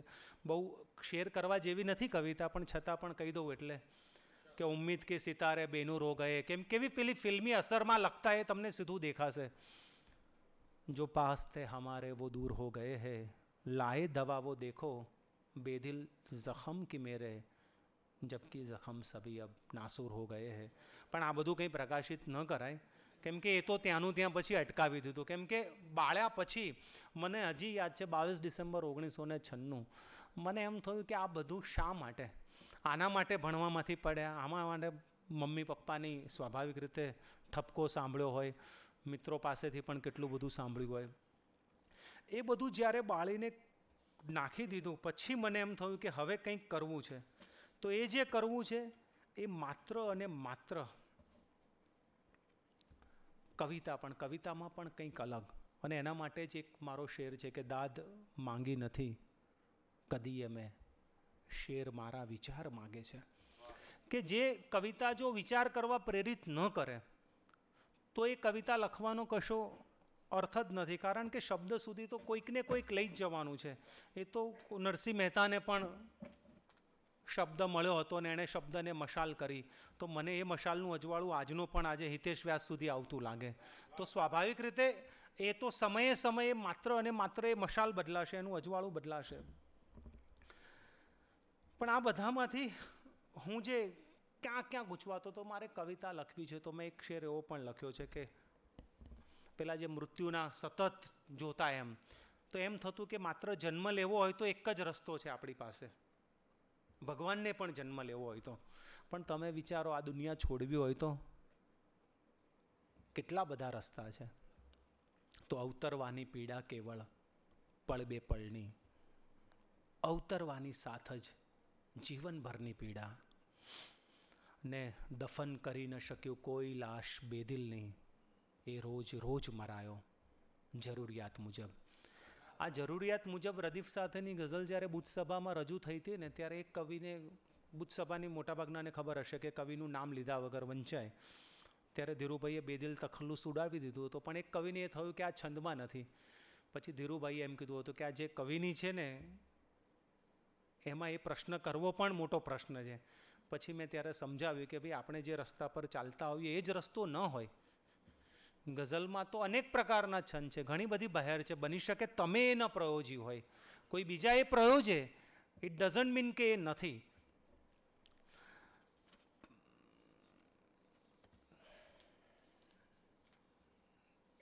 આપણે સીધા જ હવે કવિતા પર આવીએ. મેં જ્યાંથી તમને અટકાવ્યા હતા કે દાદ માગી નથી કદીએ મેં, શેર મારા વિચાર માગે છે. તો હું આજે આ નિમિત્તે મારી કેટલી ગઝલોમાંથી પસાર થઉં અને વિચારું તો કે ભાઈ મારે આ બધી લખવાની જરૂર શું પડે છે. તો મને એમ લાગે કે જો હું લખતો ના હોત તો કદાચ આજે તમારી સામે બોલું છું, જે મજાથી જીવું છું એવી મજાથી જીવતો પણ ન હોત. કારણ કે મને શ્વાસ લેવામાં જેટલી મજા આવે છે એટલી જ મજા કવિતા લખવામાં આવે છે. અને આ કવિતાએ મારી પાસેથી શું શું લઈ લીધું એ બધા વિશે તો ઘણું બધું છે, પણ મને શું આપી દીધું એ તો માત્ર હું જ જાણું છું ને. આ કવિતાએ મને મારો પોતીકો સાબરમતીનો ખોળો આપ્યો છે, મારો પોતાનો ઉસ્માનપુરા ઉદ્યાન આપ્યો છે, મારું પોતાનું એક આ વિદ્યાપીઠનું કેમ્પસ આપ્યું છે, મારું પોતાનું એક અમદાવાદ આપ્યું છે. એમાંથી જ્યારે જ્યારે હું પસાર થઉં ત્યારે એ ભલે મારી પીડા ન હોય, કોઈ બીજાની પીડા હોય, કારણ કે મને બીજાની ઉદાસી પહેરતા ફાવી ગયું છે. અને આમ પણ કવિનું કામ એ જ છે, પરકાયા પ્રવેશ. ફરક એ છે કે કેટલી ઝીણવટથી કરી શકે છે, કારણ કે કોઈ પણ કવિતા એ જો સ્વ સુધી જ રહેશે તો ક્યારે સ્વર્ગીય થઈ જશે ખબર નહીં પડે. જ્યાં સુધી કવિનો શબ્દ સ્વથી સમષ્ટિ સુધી નથી વિસ્તરતો. મારી કવિતા એ તમારી કવિતા કે આપણી કવિતા કે સમાજ આખાની કવિતા નથી થતી ત્યાં સુધી એ કવિતાનો શબ્દ નથી રહેતો. ઘણીવાર આપણને એમ લાગે લખીએ એટલે તરત જ તો લખીએ એટલે સ્વાભાવિક રીતે આપણી આસપાસ શું લખાઈ ગયું છે એ તો આપણને ખબર હોવી જ જોઈએ. મારી સાથે પણ ઘણીવાર આવું થાય. એવું થાય ત્યારે હું પ્રેમથી એ વિચારને એ શબ્દને નમન કરી લઉં છું, કેમ કે એ મારા કોઈ પૂર્વજનું તપ છે. એના પર મારું નામ કદાપી અંકિત ન કરાય. તો આવી કવિતા જવા દેવાના કારણે મારી અંદર રહેલો એક કવિ પણ ગુંગળાય. એને પેલી સંવેદનાની ચળ આવે કે આ બહાર કેમ નથી નીકળતું. પણ ત્યારે મને હંમેશા માં યાદ આવે. તમે જુઓ કે કોઈની પણ, મારી કે તમારી માં જ્યારે રોટલી બનાવતી હોય તો એ તાપ વધે કે ઘટે રોટલી કદી ના બળે. તો કાવ્ય સર્જનનું કામ પણ આવું છે કે તમારી અંદર રહેલી સંવેદના એવી પાકટ થાય જ્યારે કવિતાનો શબ્દ બને ત્યારે કવિતા સીધી જ સોંસરવી જવી જોઈએ. આ બધામાં જ મને નરસિંહ મહેતા છે તો મને લાગે હજી ન ભૂલું, કેમ કે 12મા ધોરણમાં મરીજ સાહેબની ગઝલ આવતી, લાગે છે તેથી ભાર ને ધીમો પ્રવાસ છે. તો ગઝલમાં મરીજ સુધી જવું પણ ગમે. મહેતાથી મરીજ સુધી તમે જાઓ એટલે ગુજરાતી કવિતાના બધા જ પેલી જે બીજા બધા યાત્રાઓ કરે છે એ યાત્રા આપણે શબ્દ યાત્રા કરવાની સહેજે જરૂર ન પડે. પણ આ બધામાં મારે જ્યારે લખવું હોય ત્યારે મને એમ થાય કે મને કવિતાઓ ક્યાં સૂજે. તો મને જ્યારે કોઈ ઘર ચણાતું હોય ત્યારે એનો કાટમાળની નીચે કેટલા પરસેવાની ગંધ હોય એ મને કવિતા લખવા પડે. એની સામે હું જ્યારે 4 રસ્તા પર કોઈક બાળકોને એમના એમ વેડફાતા જોઉં, કેમ કે હું પણ ક્યારેક આવી રીતે વેડફાઈ ગયો હોત. સપોઝ એ અશકાને તો અશોક મળ્યો ને બેદિલ મળ્યો ને ડૉક્ટર ચાવડા મળ્યો, દરેકને આવું નથી મળતું. તો આવી પીડાને હું મારી પીડા ગણું છું ને મને કવિતા ગમે. સાયન્સ પણ કહે છે કે એક માતા જ્યારે બાળકને જન્મ આપે ત્યારે એનું 10 વર્ષનું આયુષ્ય ઓછું થાય છે. એટલે હું જ્યારે પ્રસવ પીડામાં ખર્ચાતી કોઈ પણ માને જોઉં ત્યારે પણ મને કવિતા સૂજે. એની સામે ક્યાંય કોઈ મિલ બંધ પડી ગઈ હોય ને એના કારણે કોઈ લક્ષ્મીને લક્ષ્મી માટે ક્યાં જવું પડે એ પણ મને કવિતા સુધી લઈ જાય. એની સામે ઘણીવાર એક માણસ આપણા ઘરની ગંદકી માટે કોઈ ગટરમાં ઉતર્યો હોય અને જ્યારે એને બહાર નીકળેલો જોવું, આવા દિવસો મેં અમદાવાદમાં જોયા છે. તો એ વખતે ખરેખર ઉપવાસ જ કર્યો છે કે પછી જમી જ નથી શકાયું એમ કે આ કેવી પીડા એમ. એક માતા જો પોતાના પુત્રની વિષ્ટા સાફ કરે છે તો આપણને ગમે છે, એને આપણે વાત્સલ્ય કહીએ છીએ, એને આપણે પ્રેમ કહીએ છીએ, એને આપણે મમતા કહીએ છીએ. એનાથી ઉલટું જ્યારે કોઈ એવું કાર્ય કરે છે તો આપણે એનાથી 10 કોસ દૂર જતા રહીએ છીએ. અલબત્ત આની સામે અંગત તકલીફોમાં જોવું છે કે મારા મમ્મી પપ્પા બહુ શ્રદ્ધાળુ, ઘરમાં ઘણીવાર તકલીફ આવે. એક એવી તકલીફ આવી હતી કે અમારા સ્વાભાવિક રીતે મારી જેટલી નોકરી હશે એનો બધો પહેલો પગાર એક દાબડીમાં ક્યાંક બંધ હશે. એણે પણ મારી પાસે એક શેર લખાવેલો છે કે ઘરમાં ઘણી તકલીફ પણ માનું મન અજબ ખર્ચી શકે ના પુત્રના પહેલા પગારને. તો આવી જ્યારે પીડાઓ જોઈએ ત્યારે પણ કવિતા સૂજે. હવે એ શ્રદ્ધા છે એમના માટે શ્રદ્ધા છે, આપણા માટે તો પેલું બેલેન્સ નહીં કે ભાઈ તકલીફ છે તો શા માટે આ ન લઈએ. અને હું એવું માનું છું કે કોઈ ઈશ્વર એમાં આડો ન આવે, પણ પપ્પાએ શીખવાડેલું છે એટલે એવું માનીએ કે એમની લાગણી છે તો એ લાગણીને હું ત્યાં નમન કરી દઉં. આવા ઘણીવાર સંબંધો, મોટાભાગે એવું કહેવાય કવિતા વિશે કે ભાઈ ગઝલ એટલે શું તો પ્રિયતમા સાથેની વાતચીત. પણ મને ત્યાં ઘણીવાર ખટકે. કદાચ એના કારણે જ મેં મા વિશે, બેન વિશે, દીકરી વિશે, દાદા વિશે, દાદી વિશે, સંબંધો વિશે પણ મેક્ઝિમમ લખ્યું છે. કારણ કે આ બધાનું પણ કંઈક ને કંઈક પ્રદાન છે આપણા જીવનમાં. માત્ર એક, કેમ કે કવિઓ માટે એવું પણ કહેવાય છે કે ભાઈ કોઈ ચોક્કસ જગ્યાએ એને ક્યાંક તકલીફ પડી હોય. પણ મારા પક્ષે એવું છે કે હું મારા મિત્રોની તકલીફોમાંથી જ પરવાર્યો નથી. એટલે મારે જે જોઈએ એ તકલીફ મને મળતી ને ઓઢવા મળતી. આવા સંબંધોમાંથી પણ હું કવિતાઓ કરતો થઈ ગયો. દંગા જોયેલા છે. મારી એક ગઝલ છે કે અલ્લાહ કે શિવ શિવ હજી જે જાણતા નહોતા, સળગી ગયા એ ભૂલકા દંગા ફસાદમાં. તો આવી રીતે કોઈ કારણોસર કોઈ બાળકો રહેસાતા હોય એ મને કવિતા સુધી લઈ જાય. ને કવિતા યાદ આવી તો સૌમ્ય જોશીનું એક નાટક છે તુત્તુ તારા, એમાં આ કવિતા કલ્ટેન પોઈમ તરીકે હતી. અલબત્ત ઉચ્ચાર બેદિલ ઓમ કે આમીન ક્યાં બચ્યો, પડઘાય તેરી ભેણ કા દંગા ફસાદમાં. એટલે આમ મારી કવિતામાં તમને ક્યાંક ને ક્યાંક સંઘર્ષ જોવા મળે, પણ આ સંઘર્ષમાં હું જે જોઉં છું એ છે કે આપણને ઇશ્કે હકીકી ને ઇશ્કે મૌસિકી એટલામાં અટકી ગયા, ઇશ્કે અમામ દેખાતા નથી. કેમ કે કવિતામાં આમ આદમીની પણ એક વ્યાખ્યા હોવી જોઈએ. આ બધાની સાથે મને મારી પોતીકી મીરાત ગમે છે. હું એવું નથી કહેતો કે હું મંચ માટે નથી લખતો, કેમ કે મેં તો બધા જ શેડ રાખ્યા છે. જરૂર પડે તો મારી પાસે પીટીઓ અશ્કો પણ છે, કમિટેડ પણ છે, કેમ કે એ જરૂરી છે. એક વિદ્યાર્થી તરીકે તમારી પાસે દરેક સ્વરૂપમાં સર્જકે કામ કરવું જ જોઈએ. પણ હવે હું આગળ આવું તો હું ક્યાંથી અલગ કરવાની કોશિશ કરું છું. મોટાભાગના કવિ ધારો કે ગઝલની વાત કરશે તો એ એના છંદ સુધી આવીને અટકી જશે. W.H. ઓડેનનું એક સરસ વાક્ય છે, અને હું તમને તર્જુમો કરીને કહું કે ભાઈ મારી પાસે એક સંવેદન આવે છે, I am not able to write a poem. મારી પાસે એક મીટર આવે છે તો પણ હું નથી લખી શકતો. જ્યારે મારી પાસે એક છંદ અને સંવેદન બંનેનો સમન્વય સધાય છે, ધેન હું કવિતા લખી શકું છું. તો આ મારા તમારા દરેક જણ જોડે આ થતું જ હશે. પણ હું ભગત સાહેબ પાસે અંગ્રેજીના છંદ શીખ્યો તો મને 5 ભાષાના છંદ ફાવે છે, અથવા તો એ છંદ મારી પાસે લખાવે છે, તો ત્યાંથી તો અટકી જવાનો કંઈ અર્થ નથી. એટલે હું જ્યારે સર્જન થઈ જાય એ પછી મારી જાતને એમાં વિસર્જિત કરું છું કે હવે મારે શું કરવાનું છે. એવો એક દાખલો આપું. એક શેર થયો હતો, અગેન જરૂરિયાત મુજબ વાળી. સ્મરણ જતું ન રહે એનું ધ્યાન રાખું છું, દરેક શ્વાસને હું સાવધાન રાખું છું. તો આવો એક શેર થયો, પણ મને એમ થયું કે આમાં મજા તો નથી આવતી. છંદ બરાબર છે, વિચાર બરાબર છે, લોકોને પણ મજા આવે છે, પણ મારી અંદર રહેલા કવિને મજા નથી આવતી. તો હું માત્ર એમાં કશું જ નથી કરતો, સ્મરણમાંથી માત્ર પેલો અડધો સ દૂર કરું છું, અને પછી શેર બને છે કે મરણ જતું ન રહે એનું ધ્યાન રાખું છું, દરેક શ્વાસને હું સાવધાન રાખું છું. તો આ કવિનું કામ આ છે. અથવા તો કદાચ એવું કહી શકો કે બહુ બધું વાંચવાના કારણે, બહુ બધા અભ્યાસના કારણે મારી અંદર એક કવિતા લખ્યા પછી એક વિવેચક પછી પ્રગટ થાય છે કે ભાઈ શું લખ્યું, લાવ લેટ મી ચેક ઇટ. અને પછી એ ચેકા મારે, અને ચેકા મારે પછી કંઈક આવે એમાં મને મજા આવે છે.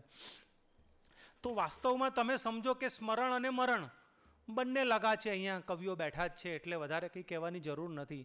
છંદની રીતે પણ કંઈ વાંધો નથી આવતો, પણ જ્યારે તમે એને મૂકી આપો છો ત્યારે કેટલું પેલું સ્મરણ કહું છું ત્યારે પેલો અશ્કો કે અશોક કે બેદિલ સુધી એ વાત સીમિત રહે છે. જ્યારે હું સ્વને કાઢી નાખું છું તો આવી રીતે સ્વને કાઢવો પડે ત્યારે એ સમષ્ટિ માટેનો શેર થાય છે. ભાઈએ વાત કરી તો ઘણાને મારામાં એ ગમે છે કે ભાઈ પિક્ચરેસ્ક પોઇટ્રી, પણ અગેન એ મને અંગ્રેજી સાહિત્ય ત્યાં કામ આવ્યું છે, અને ઉર્દુ લિટરેચર પણ. ત્યાં તમે શેર વાંચો ને તો તમને સીધો આમ દ્રશ્ય દેખાય, એને પિક્ચરેસ્ક પોએમ કહેવાય. આપણે ત્યાં ગુજરાતીમાં હજી ઓછું એ કામ થઈ રહ્યું છે, એની ના નથી, પણ જે જોઈએ છે પ્રકારે ઓછું. તો સ્વાભાવિક રીતે મને એમાં ષડાયતન મારા ખ્યાલથી જો ખબર હોય તો ષડાયતન એટલે 6, બેઝિકલી આ બૌદ્ધિઝમનો શબ્દ છે, 6 સ્પર્શેન્દ્રિયો સાથેનો. આ બધું બાળપણમાં બહુ બધું ભણીએ ને એટલે આવા ખોટા રવાડે ચડી જઈએ, પણ એ બધું કામમાં આવે ત્યારે આપણને મજા આવે. તો એ 6માં શું આવે? આંખ, કાન, ત્વચા, નાક, મન. આ 6ને જે લાગે ને, કવિએ આ કામ કરવાનું છે કે ગમે તેમ એને ષડાયતન સુધી પહોંચવાનું છે. થોડાક ઉદાહરણો આપીશ કે આંખ શું કામ કરે. તો સ્વાભાવિક રીતે મને આ શબ્દોનું કડિયા કામ તો આવડે છે, પણ પેલું પણ આવડે છે, એટલે મને 4ની 9ની 18ની અત્યારે પણ હું કરી શકું, વાંધો નથી. એ ચણતર પણ ફાવે. તો એ ચણતર પણ આપણી પાસે શું લખાવે? એટલે કરો ને આમ ઊંડો આ મકાનનો પાયો. આંખ માટેનો આ શેર છે. કરો ને આમ ઊંડો આ મકાનનો પાયો, નીચેથી શક્ય છે કોઈ મજૂર નીકળશે. તો તમને એક ક્લિયર કટ દેખાશે કે મારે શું કહેવું છે. એ જ રીતે આપણે ઘરમાં રહેવા જતા હોઈએ છીએ તો તમને ખ્યાલ છે આપણે ઘરમાં રહેવા જઈએ છીએ ત્યારે આપણે કોઈનું ઘર ખાલી પણ કરાવીએ છીએ. ઘરે જઈને આપણે શું કરીએ? સાફ સફાઈ. તો ઘર લૂંટાશે કરોળિયાઓનું, કોઈ રહેવા સદનમાં આવે છે. ફરી તમારી આંખને, કેમ કે કવિતા જુદી જુદી રીતે લઈ જવી પડે છે કે હું જ્યારે ગયો ત્યારે દીવો કરું છું, ન જોઈ શક્યો પણ કબરની ઉદાસી. તો મારી પાસે એક જુદા પ્રકારનો અજંપો મને કવિતા લઈ જાય છે. કાન તો કંઈક અવાજ આવવો જોઈએ, જરૂરી નથી કે એમાં અવાજ હોય, અવાજ નથી પણ છતાં કવિતામાં અવાજ આવે તો આપણને એમ લાગે કે આને તમે સાદી ભાષામાં કવિકર્મ કહી શકો છો, પ્રયોગશીલતા કહી શકો છો. કારણ કે બાકી બધું તો તમારી પાસે મારા સંગ્રહ છે જ, એમાંથી વંચાઈ જશે ને ઘણા બધાએ વાત કરી છે. પગલા તળાવમાં જે અકાદમીએ તિમિરભરી રોશની 1995માં રિજેક્ટ કર્યો, એ જ અકાદમીએ 2003માં પગલા તળાવમાં મંજૂર કર્યો.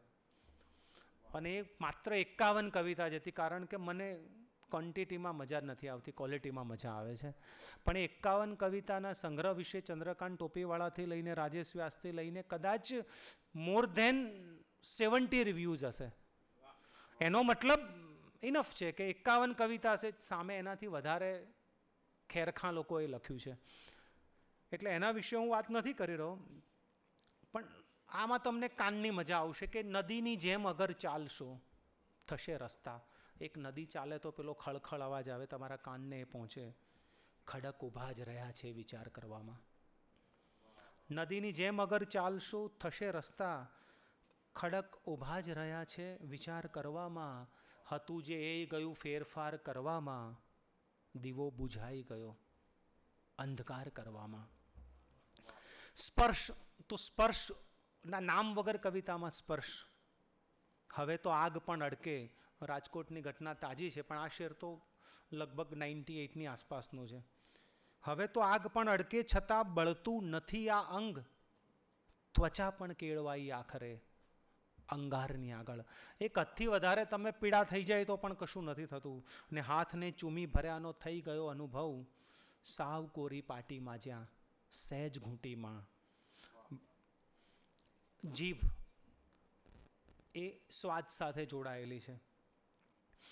એક શેર છે કે આંસુ ખારા જ છે સદીઓથી, સ્વાદ તો બસ પ્રસંગ બદલે છે. તો જીભ વગર જીભ, નાકનું કામ છે કે તમને એક સ્પર્શ, એક ખુશ્બુ સૂંઘી આપે. ટૂંકમાં સૂંઘવાની કળા છે. એક શેર છે કે તારું ચાલ્યા જવું પુરાવો છે, તારું ચાલ્યા જવું પુરાવો છે. હું ક્યારેક પ્રેમ વિશે લખું છું ભાઈ, એવું ચિંતા ન કરતો. કેમ કે ઘણાને ગંભીર ગંભીર લાગે છે, પણ કશો વાંધો નહીં. કે તારું ચાલ્યા જવું પુરાવો છે, કેદ ના થઈ શકી ખુશ્બુ. તો એક સર્જક તરીકે કવિતા મારી પાસે આવે ત્યારે સૌથી પહેલાં હું એ વિચારું કે મારે એને કયું સ્વરૂપ જોઈએ છે. કેમ કે દરેક સંવેદનની એક મજા હોય છે. જેમ આપણા ઘરમાં માત્ર અને માત્ર ઘઉંનો લોટ હોય, પણ તમે મમ્મીને કહો તો એની પાસે કેટલા બધા ઓપ્શન્સ છે. એ તમને એમાંથી જ પૂરી કરી આપે, એમાંથી જ તમને રોટલી કરી આપે, એમાંથી જ પરાઠો કરી આપે. બહુ જ ચીડાયા હોય તો આપણને સરસ મજાનો શીરો પણ એમાંથી જ બનાવી આપે. તો એક સર્જક પાસે આ કળા પણ હોવી જોઈએ કે સંવેદન એક છે, ક્યારે કયું સ્વરૂપ એને માફક આવશે. જો એની ખબર પડી જાય છે તો એ સંવેદનની પણ મજા છે, કવિતાના સ્વરૂપની પણ મજા છે, અને સર્જકની પોતાની પણ મજા છે. ઘણીવાર એવું થાય કે આ કવિતા, એટલે હું ઘણીવાર કહું છું કે કવિતા એ મનોમંથન તો છે જ, મનોરંજન પણ છે. પણ એ મનોરંજનથી જ્યારે મનોમંથન સુધી લઈ જાય છે ત્યારે કવિને પણ મજા આવે છે, ભાવકને પણ મજા આવે છે. મોટાભાગે ગઝલમાં એવું થાય, પણ જો એ કાફિયા તમને ખબર ના હોય ને એવો આવીને ઉઘડે તો જ મજા આવે. કેમ કે ત્યાં આપણને ખોટા પડવાની પણ મજા છે. આવી રીતે હું જ્યારે કવિતાની વાત કરું ત્યારે મને પેલા શબ્દ પાસે પણ મજા આવે કે આ જ છંદ છે, આ જ ચોક્કસ પ્રકારના આવર્તનોની તકતીમાં મેં લખી દીધું, એની યતિ ગતિ પ્રગતિ બધું હું સમજી ગયો. પણ મારે આટલામાં રહીને જ વાત કરવી હોય તો, કારણ કે મારી પાસે કવિતા છે, મારી પાસે કાયદો છે, મારી પાસે કમ્યુનિકેશન છે, તો હું બિટવીન ધી લાઇન્સ વાંચી શકું છું, બિહાઇન્ડ ધી લાઇન્સ વાંચી શકું છું, અને being a poet beyond the lines પણ વાંચી શકું છું. તો આ જ્યારે કરવું હોય તો કવિતામાં કેવી રીતે આવે? અહીંયા શેર તમને હું કહું છું, પણ એક જ શેર ફરીવાર વાંચીએ તો એક બીજો શેર થાય છે. આ બધી કરામત મારા આગામી સંગ્રહમાં પણ છે કે જેમાં માત્ર 5 શેરની ગઝલ છે, પણ તમે એકવાર વાંચીને ઊભા થાવ ત્યારે તમને એક છઠ્ઠો અદૃશ્ય શેર એમાંથી નીકળે છે. તો કવિએ આ પણ કરવાનું છે કે એક સ્વરૂપ સાથે તમે આવી ગયા.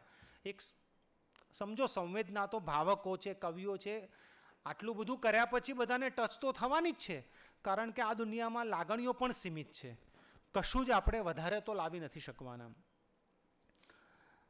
જ્યાં ગયા ત્યાં સદા બહાર રહ્યા, જ્યાં ગયા ત્યાં સદા બહાર રહ્યા, ઘર મહી ઘર કરી શક્યા ન કદી. હવે આ શેરમાં તમને સદા બહાર બે રીતે મળે છે. એક સદા બહાર અને એક સદા. એટલે એકનો એક શેર તમે બે વાર વાંચો, સ્વાભાવિક છે આમાંથી જેને જે સમજાશે, કેમ કે તમને જે વાંચે છે એ ખબર નથી એ કયા અનુભૂતિ સાથે, કયા અનુભવ સાથે વાંચે છે. ને ગમે ત્યાં રાખ મને, રાખ થઈ ગયે છૂટકો. અહીંયા તમને રાખના બે ઓપ્શન્સ મળે છે કે ગમે ત્યાં રાખ મને, રાખ થઈ ગયે છૂટકો, બળ્યા કરું છું સતત હું દિવાસળી માફક. ને મને ડગલે ને પગલે ફાંસ એની વાગતી બેદિલ, મળ્યા છે વાંસ કેવળ, ક્યાં મળી છે વાંસળી અમને. તો એક સીમિત ફોર્મમાં તમારે અસીમિત કામ કરવું હોય તો એક આ રીતે આગળ જવું પડે. જરા મરણથી વધુ બીજું કોઈ દુઃખ નથી. અહીંયા જરા સાથે પ્રયોગશીલ છે કે એક જરા એટલે અ લિટલ અને જરા એટલે વૃદ્ધાવસ્થા. કે જરા મરણથી વધુ કોઈ બીજું દુઃખ નથી, ગમે તે વાત અતિ નોતરે પતન કેવળ. આ બધું કર્યા પછી મને યાદ છે કે એક સૌથી લાંબા આવર્તનમાં એ કવિલોકમાં જ્યારે છાપીને ત્યારે સેન્ટર સ્પ્રેડ છાપી હતી, કેમ કે 2 પાનામાં છપાય ત્યારે એ ગઝલ પૂરી થાય.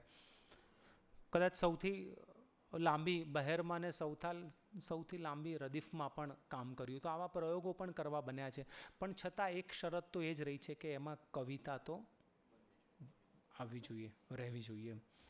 ક્યારેક 2 કાફિયા સુધી મને જવું ગમે કે રોજ નડતો રહે સ્વભાવ મને, હું કહી ના શકું તું આવ મને, આવ કને, ને એમ તારા વગર તરસવું પડે જેમ વર્ષો પુરાણી વાવ મને. તો ઘણાને એ પ્રશ્ન થાય કે આ કવિને પાણી સાથે કેમ આટલો લગાવ છે. પણ જે લોકો આ વિસ્તારમાંથી પસાર થતા હશે એને ખ્યાલ હશે કે ભીમજીપુરા ઢાળ પાસે એક વાવ આવેલી છે. મને બાળપણથી એ વાવનું પણ આકર્ષણ, સાબરમતીનું પણ આકર્ષણ, કાંકરિયા તળાવ તો બાલ મંદિરમાં જોવું હતું એટલે એનું પણ આકર્ષણ. ને આ બધામાં હું જ્યારે પેલી લાશ બધી જોઉં ત્યારે મને એમ થતું કે પાણી વગર મરી જવાય છે, તો આ બધા પાણી પીને કેવી રીતે મરી જતા હશે.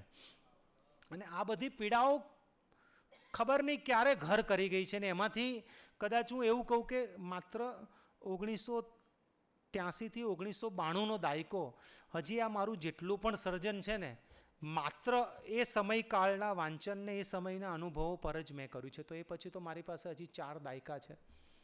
અનુવાદની વાત કરીએ તો એ અનુવાદ પણ મને ઉસ્માનપુરા બગીચામાંથી જ મળ્યો હતો. આ બધું કર્યા પછી મને એમ થયું કે ઘણીવાર એવું થાય કે લોકોને શેર ગમે છે, શેર નથી ગમતા. ઉર્દુમાં એક બહુ સરસ એમ છે પેલો મધુમક્ખી કો નહીં આને દેના વરના ખૂન હોગા પરવાને કા. તો એવા બધા ભારેખમ શેરથી મને એમ થાય કે ઘણીવાર એક કવિનો શેર બીજા કવિને સમજવા માટે ત્રીજા કવિની મદદ લેવી પડે. આવા સમયે મારી અંદર પેલો ટીખળવાળો અશ્કો જાગે અને એ પીટો અશ્કોએ મારી પાસે જુદા પ્રકારની કવિતાઓ લખાવી. અલબત્ત એ કવિતાનો પણ મને એ ફાયદો થયો કે પહેલાં મને બધા ગઝલકાર તરીકે ઓળખતા, પણ મને યાદ છે 1999માં હું SY BAમાં ભણતો હતો ત્યારે જે હિતેશે વાત કરીએ મિલેનિયમ રાધાનું ગીત, કેમ કે જીન્સ ડે ને આ બધા ડે જોયા હોય ને ત્યારે એક કવિતા સૂજી હતી કે રાધાએ સાડીને કબડમાં મૂકીને પહેરવા માંડ્યું છે હવે પેન્ટ, હવે સમજાયું વાય શ્યામ વેન્ટ. અંગ્રેજીના વિદ્યાર્થી એટલે આવા બધા ગતકડા પણ કરીએ ને. અને એ કવિતા છપાઈ કવિતા સામાયિકમાં અને આખા અંકની જાહેરાત થઈ એ કવિતાથી. અને રાતોરાત આપણે ગીત પણ લખીએ છીએ એવું લોકોએ મહોર મારી. અને એનાથી વધારે ફાયદો એ થયો કે એ કવિતાને આશિત દેસાઈએ સ્વરબદ્ધ કરી 1999 ને 2000માં. અને છેક 2018માં પણ એ કવિતા પછી ભલામોરી રામાવાળા, હા, અરવિંદ વેગડાએ કમ્પોઝ કરી. તો મને એટલી પણ ખબર પડી કે ઘણીવાર આપણું સ્વરૂપ જ્યાં છે ત્યાં એને સમજનારા વર્ષ બદલાતા રહેશે. કોણ ક્યારે શું વાંચે છે, શું જોવે છે, જોવાની કવિએ જરૂર નથી. કવિનું કામ છે લખવાનું. અને જ્યારે જેવો ભાવક મળે એ ભાવક પોતાના ગજા પ્રમાણે ને પોતાના ગજવા પ્રમાણે એમાંથી એને જે મળે છે એ લઈ લે. એ હાસ્ય કવિતાઓ પણ કરી, એની સાથે સાથે પેલી નીરવભાઈને બધા સાથેનો મને સંપર્ક, બ્લેક પોઇટ્રી વાંચી, દલિત પોઇટ્રી વાંચી, abuse language is a powerful tool of communication, આવા વિચિત્ર વિષય પર એટલે મેં ગાળો પર સંશોધન કર્યું. અને વિદ્યાર્થી અવસ્થામાં કદાચ હજી પણ બધા લોકો એ કોટ કરે છે કે રિસર્ચના પેપરમાં મેં સૌથી વધારે ગાળો કોટ કરી છે ને એમાં મને સૌથી વધારે માર્ક્સ મળ્યા છે. કારણ કે આ બહુ સારી વાત નથી, પણ મોટાભાગની ગાળો ફેમિનાઇન જ હોવાની સ્વાભાવિક રીતે. એટલે એક જે મેડમ હતા એ બહુ જ એ સમયના જાણીતા ફેમિનિસ્ટ, અને મારું જ્યારે રિસર્ચનું પેનલ જે 7 જણાની હતી એમાં સૌથી મેન હતા તુષારભાઈ શુક્લ. એટલે એ તો સ્વાભાવિક રીતે ત્યારે પણ ઓળખતા, એટલે આવો કવિ એટલે બીજા એમણે એક પણ પ્રશ્ન ન પૂછ્યો, પણ એ બેને મને બહુ જ પ્રશ્નો પૂછ્યા. અને મારે એમને કહેવું પડ્યું, madam kindly ripple page number so and so. અને અત્યારે બોલી ન શકાય એ પ્રકારની ગાળો જ છે એમાં, પણ હશે એ ગાળોના કારણે જ આગળ જતા હું the growth and development of Gujarati Dalit periodical journalism પર રિસર્ચ કરીને નેશનલ ફેલોશિપ લઈ આવ્યો. તો કરેલું ક્યાંય એળે જતું નથી. આ બધામાંથી આગળ જઈને દલિત કવિતા એ મારા માટે એક જુદો વિષય હતો ત્યારે, પણ મને મહાભારત તો ગમતું, અને મહાભારતમાં મને અર્જુન પણ ગમતો અને કર્ણ પણ ગમતો. પણ મને એ થતું કે આ બંનેના મમ્મી તો એક જ છે, અને એના કારણે મારા પાસેથી લખાવ્યું કે કુખ કુંતીની જ કારણ દેહનું તોય છતાં, પાર્થમાં ગણના તમારી ને અમારી કર્ણમાં. અને મારી જાણબાર હું દલિત કવિતાઓ, અલબત્ત હું એને પ્રતિબદ્ધ કવિતાઓ કહું છું, કારણ કે મારા મતે એવું છે કે કોઈ પણ પીડિત છે ને એ બધા દલિત જ છે. કેમ કે દલિત એટલે દલ એટલે કચડાયેલું ભાષાકીય, કેમ કે મને એટોમોલોજીમાં પણ બહુ રસ પડે છે એના કારણે.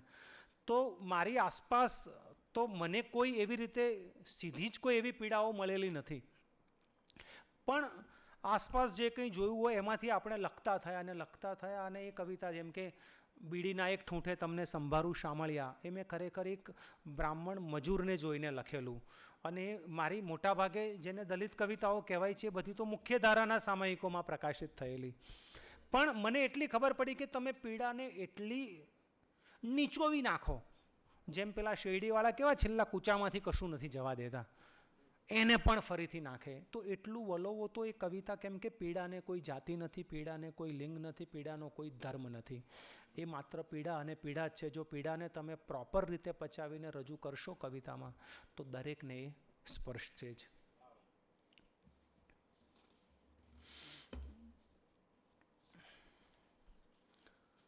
આ બધી જ વાતો પરથી મને એમ લાગે છે કે હવે હું થોડા પઠન તરફ જઉં. મને ઘડેલો છે મારી સંકળાશે, આ બધામાંથી જ હું મારી જાત સાથેની મોકળાશ લઈને કવિતામાં આવેલો છું. બની શકે કે બીજા કવિઓ જેમ મારે વધારે કહેવાની જરૂર એટલે નથી પડતી કે ઘણું બધું પ્રકાશિત છે, અને જે કવિઓને ભણ્યા છે એમની સાથે વાંચી લીધું એટલું લખાઈ ગયું. કદાચ મારી સાથે જ આવું બન્યું કે હું જ્યારે ભણાવતો હતો ત્યારે મારા પર પણ રિસર્ચ થયા. હું જ્યારે માસ્ટરમાં ભણતો હતો ત્યારે ગુજરાતી પેપર 9માં મારો એક શેર પૂછાયો હતો, અને એ શેર સાથે એક દુર્ઘટના છે. પણ એટલે હું તમને ખાલી એ કહેવા માગું છું કે કવિતા તમને કેવી પીડે. એ મારો મિત્ર બહુ જ સારો કવિ જ હતો. હું બહુ જ ઓછાના મૈત્રી પ્રસ્તાવ લઈને ગયો છું. એ કવિની પ્રપોઝલ પણ હું એક પાત્ર સાથે લઈ ગયો હતો કે ભાઈ આ કવિને જરા ટાઢક વળે. કવિ પછી છે, મિત્રો તો છીએ જ. એણે હાથ પર લેટરે ગોઠવાયું હતું કે આ શેર તે મારા માટે લખેલો છે. ક્યાં છે હોશો હવાસ મારામાં, હું જ કરતો વિનાશ મારામાં. હું રહ્યો ત્યાં સુધી બધા મિત્રો રહ્યા, પણ હું જેવો HKમાં ગયો એ કવિ પછી ભાષા ભવન સુધી પણ ગયા અને લગભગ એણે સેટેલાઇટની 14 માળની ઇમારત પરથી સુસાઇડ કર્યું. ત્યારે મને એમ થયું કે મારો શબ્દ પણ કદાચ એની સાથે હવે. એની જોડે ઘણીવાર એવા ઘણાના પત્રો આવે, આ ડાળખીથી સાવ છૂટાનો જે મેં તમને શેર કીધું. એક બહેને મને એક પત્ર લખ્યો હતો કે હું મારા માતા પિતાનું અનવોન્ટેડ ચાઇલ્ડ છું. બેઝિકલી મેં એ રીતે એ શેર નથી લખ્યો, પણ છતાં એને એવું લાગ્યું કે કુખ કુંતીનું છે, એટલે બ્રધર અને સિસ્ટરમાં આવો ભેદ હોય. તો જો કવિનો શબ્દ કવિ જ્યાં લખી દે છે ત્યાં માત્ર અટકતો નથી, એ દરેક ભાવક પાસે જુદી જુદી રીતે પહોંચે છે. એક શેર એવો હતો કે જમાનાની નવી આબોહવાને માન આપીને મને સાથે જ રાખીને સફરની બહાર રાખ્યો છે. તો મારા એક મુસ્લિમ મિત્ર એને એ રીતે કોટ કરતા, મેં શેર લખ્યો છે કોઈ બીજા જ માટે, ખરેખર એ પ્યોર દલિત પોઇટ્રી હતી કે ગલી શેરી મહોલ્લાને કબરની બહાર રાખ્યો છે, મને બહુ કાળજીપૂર્વક નગરની બહાર રાખ્યો છે, ને જમાનાની નવી આબોહવાને માન આપીને મને સાથે જ રાખીને સફરની બહાર રાખ્યો છે. તો ઘણીવાર આવું બને છે કે આપણે જે વાત લખીએ છીએ એ કોઈ મારું ભાવ વિશ્વ જુદું છે, કદાચ એવું પણ બની શકે એ અનુભૂતિ મારા સુધી ન પહોંચી હોય. એ કોઈ જે નવો કલોર આએંગે મુझसे બેહતર કહેને વાલે, આમ તો એ જ દરેક કવિએ યાદ રાખવાનું હોય. મેં પલ દો પલ કા શાયર હું, તો ક્યારેય તકલીફ જ ના પડે કે ગઝલમાં સાંઈ, ગઝલમાં પ્રિયા સમેટ આવી, ગઝલમાં કોઈ દિવસ હોય ના હરીફાઈ. તો હું શબ્દ સાથે આ એક પવિત્ર સંબંધથી જોડાયેલો છું, કેમ કે એમાંથી જ હું પીડાયો છું અને એમાંથી જ બહાર આવ્યો છું. કદાચ ડૉક્ટર ચાવડા સુધી પહોંચવું હશે તો એમાં આ જ શબ્દ ક્યાંક ને ક્યાંક કામમાં આવ્યો છે. જે પેલી ગઝલથી વાત કરી એનાથી જ વાત શરૂ કરીએ.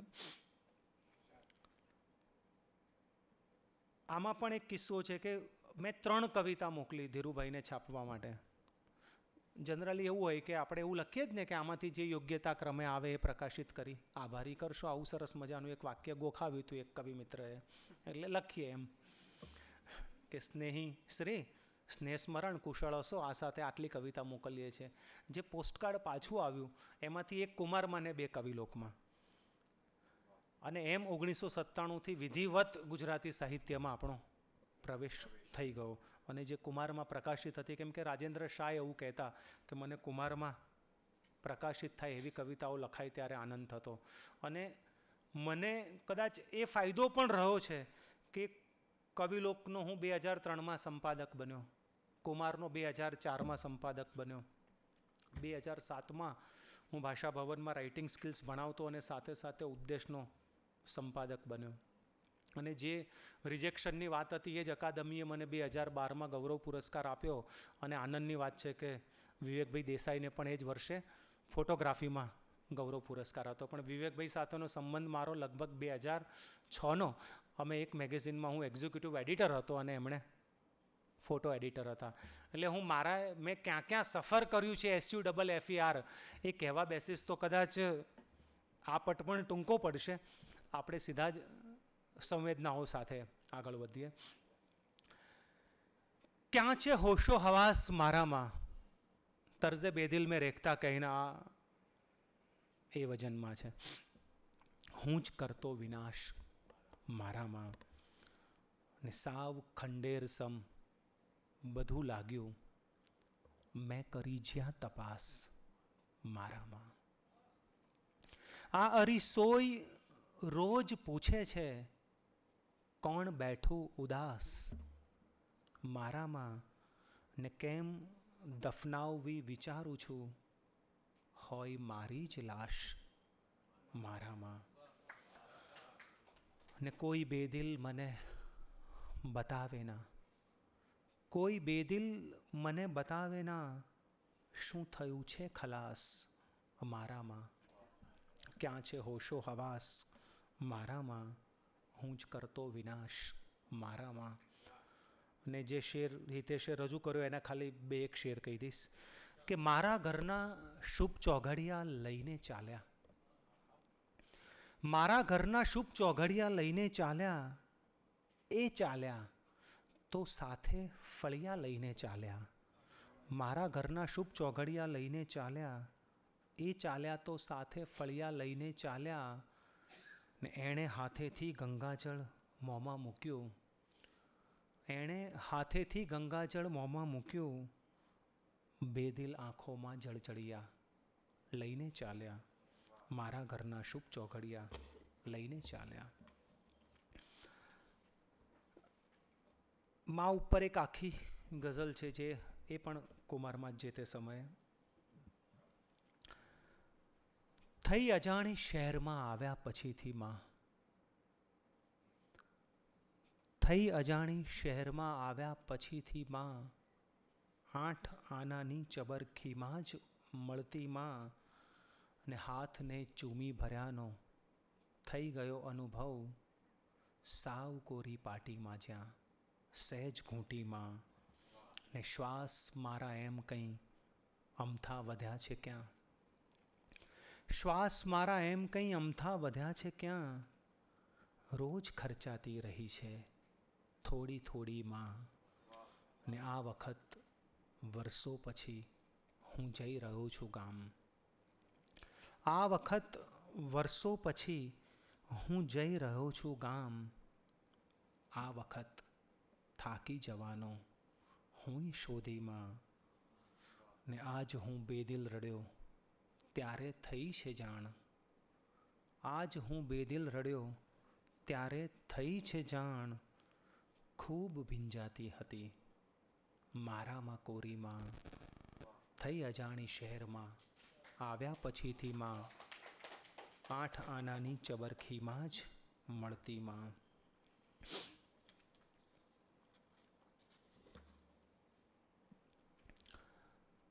2002 તો આપણે જોયું હશે, પણ આ એની પહેલાંની લખાયેલી રચના છે.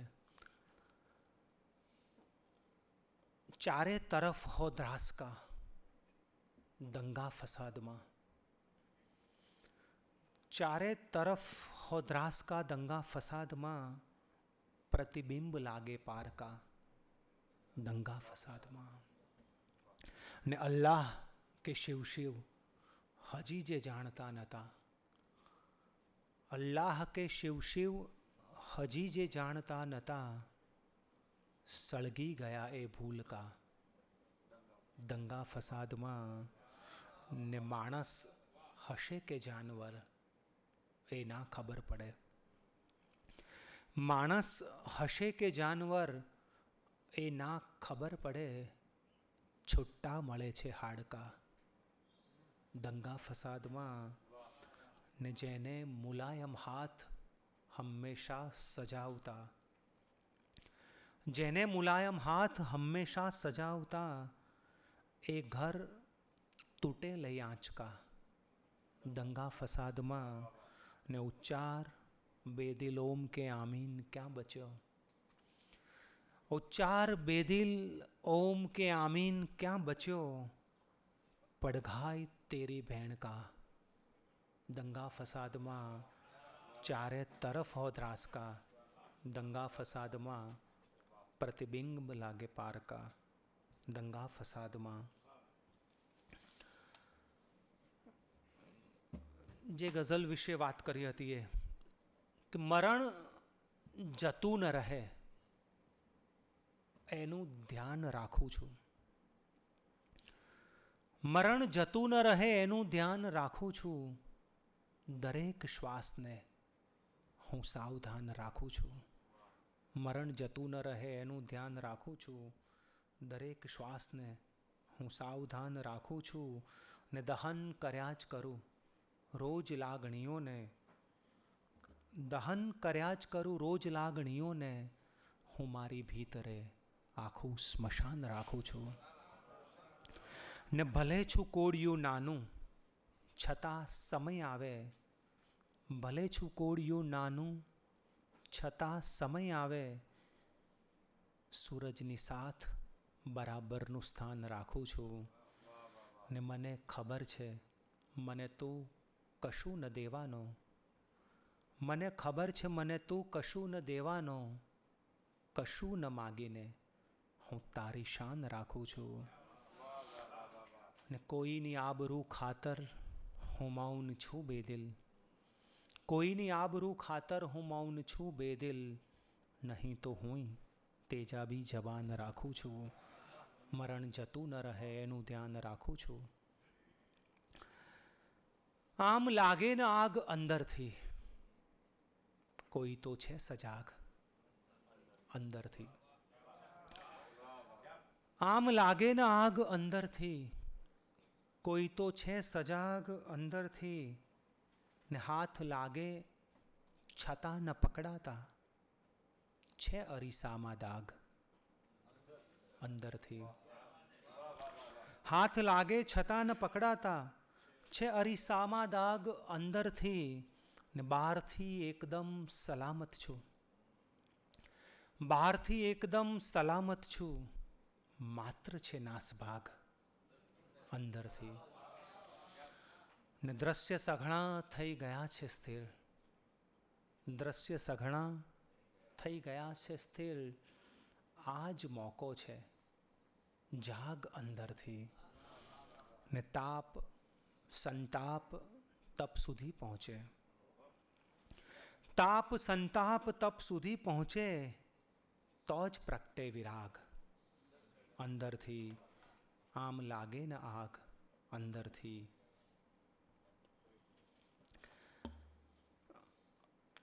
એક મુક્તક છે દેવદાસી. ઈશ્વર મળી ગયા સતત એવું જ માનતી,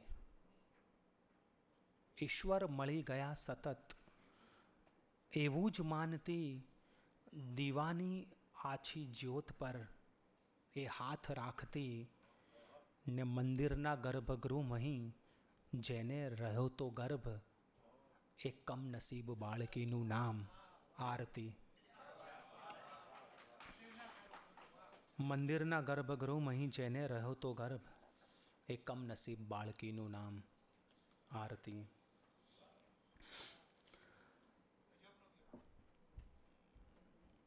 પ્રસંગોપાત ઉછળી પાઘડી બે ચારની આગળ, સતત લાચાર છું સંબંધના વેપારની આગળ. ને ચળકતો મંચ આ સત્કાર સંબોધનને તાળીઓ, ચળકતો મંચ આ સત્કાર સંબોધનને તાળીઓ, ઘણા ફિક્કા પડે છે આપણા પરિવારની આગળ. ને હવે તો આગ પણ અડકે છતાં બળતું નથી આ અંગ, ત્વચા પણ કેળવાઈ આખરે અંગારની આગળ. ને હું જેને આંગળી પકડી અહીં ઉંબર સુધી લાવ્યો, મને ભૂલી ગયા ઘર જોઈને એ દ્વારની આગળ. પ્રસંગોપાત ઉછળી પાઘડી બે ચારની આગળ, સતત લાચાર છું સંબંધના વેપારની આગળ. એકાદ બે ગીત લઈએ.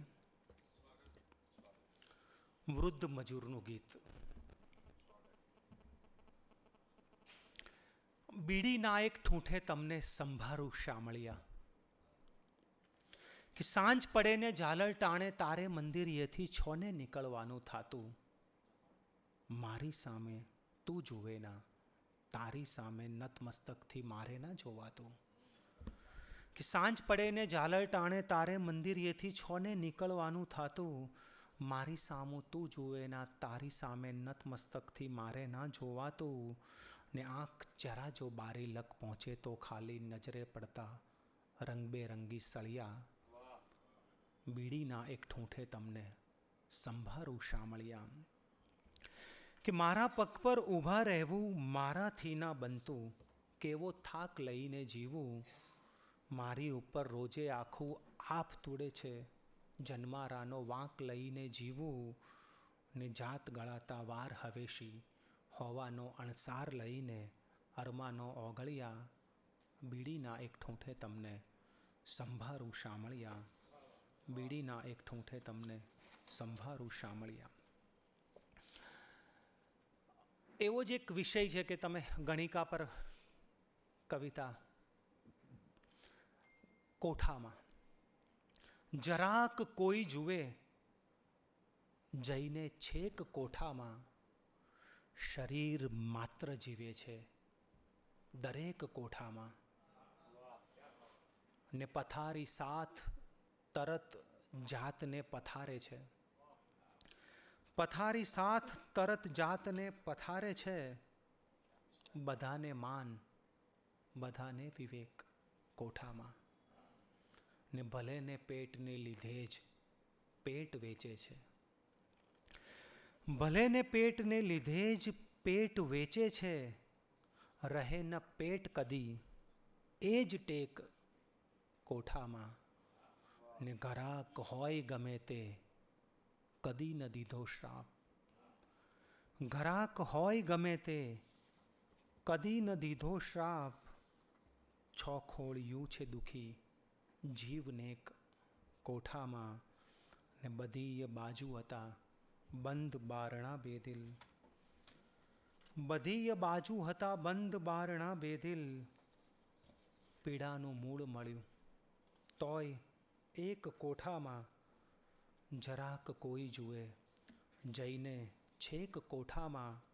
શરીર માત્ર જીવે છે દરેક કોઠામાં. જેમ કાગળ હો ટાંકણી વચ્ચે.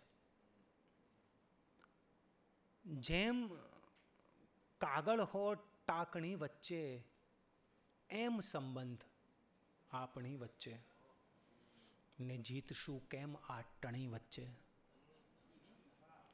જીતશું કેમ આ ટણી વચ્ચે.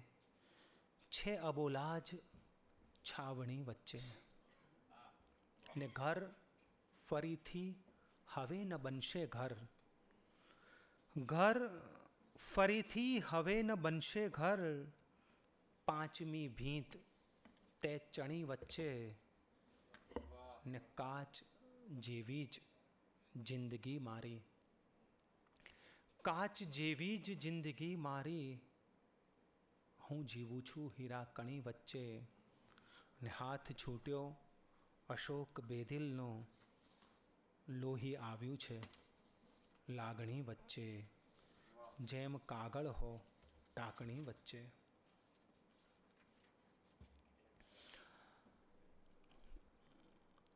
ત્વચા પર કોઈ કાળો કોઈ ધોળો વાન પહેરે છે. ત્વચા પર કોઈ કાળો કોઈ ધોળો વાન પહેરે છે. એ ઓછું હોય એ રીતે ઉપર અભિમાન પહેરે છે. ને જરા સંભાળજો સંવેદના પણ છેતરી શકતી. જરા સંભાળજો સંવેદના પણ છેતરી શકતી. દયા ચાહત અને કરુણા હવે શૈતાન પહેરે છે.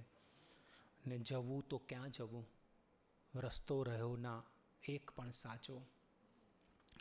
જવું તો ક્યાં જવું રસ્તો રહ્યો ના એક પણ સાચો. અહીં ભગવાને નામે કંઈક જણ ભગવાન પહેરે છે. ને અજબ પૂજા કરે છે મંદિરોમાં કંઈક પૂજારી. હવે કુંવારિકાઓ ઈશ્વરી ઓધાન પહેરે છે. ને મરણ સાથે શરમ મરતી કરો નિર્વસ્ત્ર બેદિલને. મરણ સાથે શરમ મરતી કરો નિર્વસ્ત્ર બેદિલને. કફન પહેરાવજો એને જે બસ કંતાન પહેરે છે. ત્વચા પર કોઈ કાળો કોઈ ધોળો વાન પહેરે છે. સમય થવા આવ્યો છે અને હું પણ ઉતાવળમાં ને તમે પણ ઉતાવળમાં. તો એક ગઝલ ઉતાવળમાં.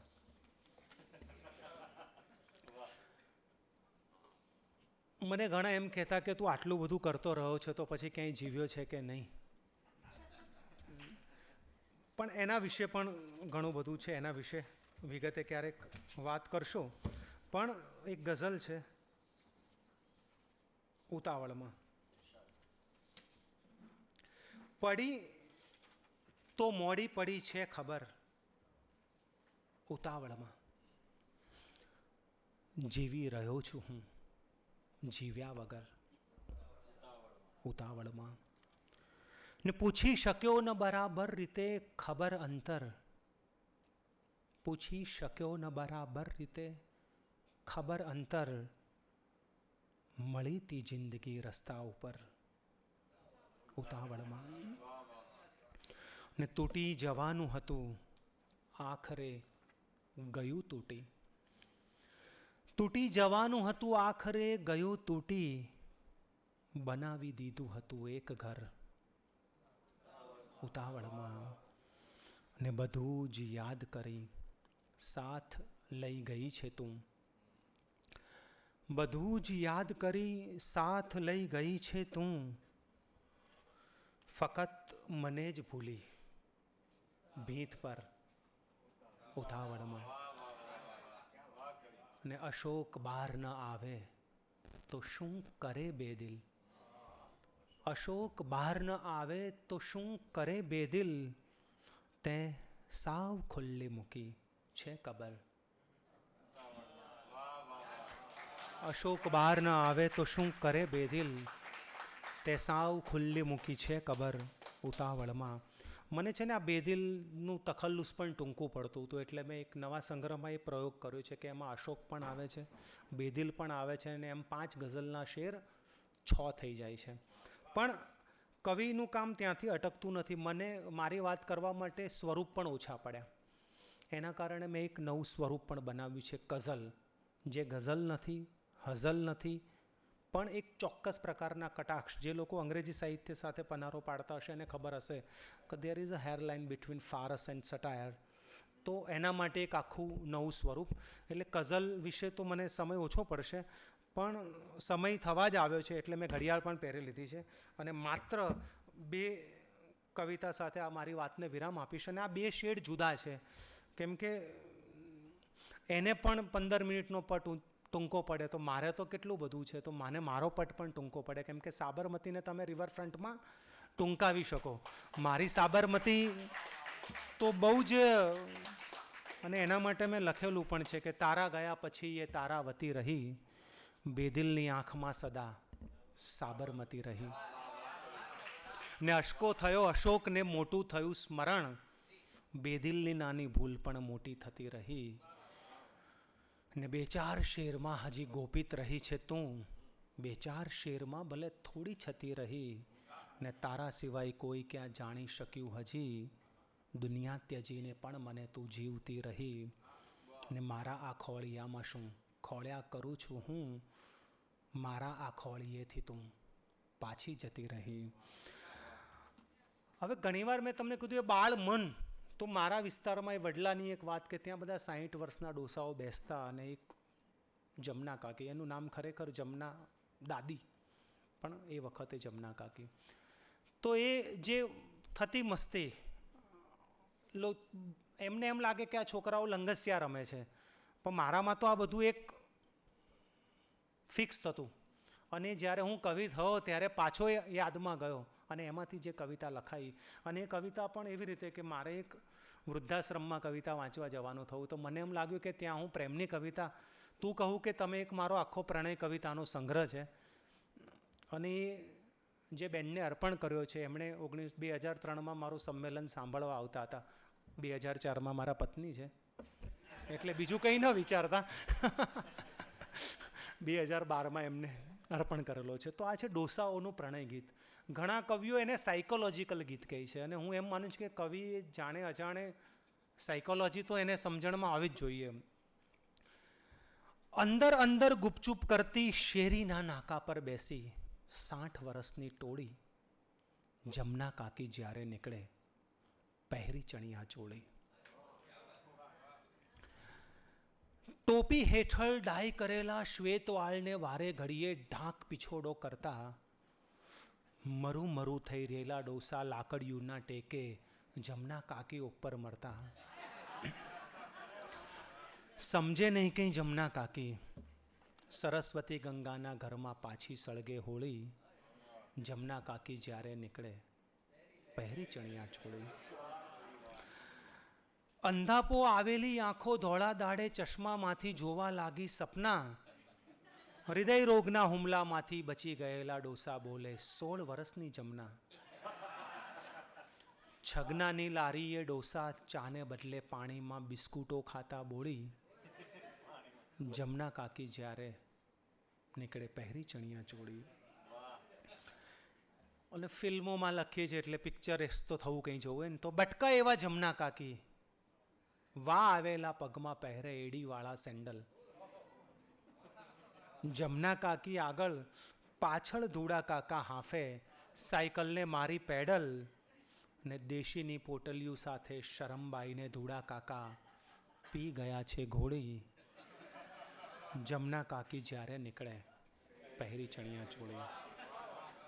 અને અંતિમ કવિતા, કેમ કે પીડા એ મારી હોય, તમારી હોય કે આપણી હોય, દરેક કવિ આ જન્મમાં કશું ને કશું ભાળી ગયો હોય છે અને એના વિશે ઘણું બધું લખેલું છે. ને મેં જાણી જોઈને અહીંયા એ પ્રકારની કવિતાઓ કે જે હું મોટા ભાગે મંચ પર, કેમ કે ત્યાં અમારે પણ મેનુ ફિક્સ કરી દેવામાં આવ્યું હોય કે એ સંચાલક જે સ્ટાર્ટર આપે એ પ્રમાણે અમારે વાંચવાનું હોય અને કરવું પડે. એ પણ અહીંયા મેં મને ગમતી, અને આ છેલ્લી કવિતા, એટલે આ પણ એક, તમને એમ ન લાગે કે બહુ જ બધું સામાજિક ને ગંભીર ગંભીર ને આ તેને, તો એક પ્રણય કવિતા સાથે આપણે આ સાંજને વિરામ આપીએ. આમ તો મારી સાંજને, કેમ કે આ નિમિત્તે હું મારી અંદર રહેલા અશ્કાને પણ મળ્યો, ઘણા સમયથી નહોતો મળ્યો.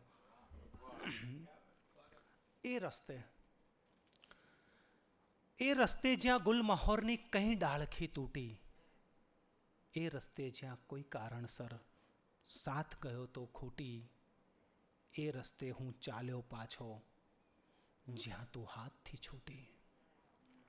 કે એ રસ્તે જ્યાં ગુલમહોરની કઈ ડાળખી તૂટી, એ રસ્તે જ્યાં કોઈ કારણસર સાથ ગયો તો ખોટી, એ રસ્તે હું ચાલ્યો પાછો જ્યાં તું હાથથી છૂટી.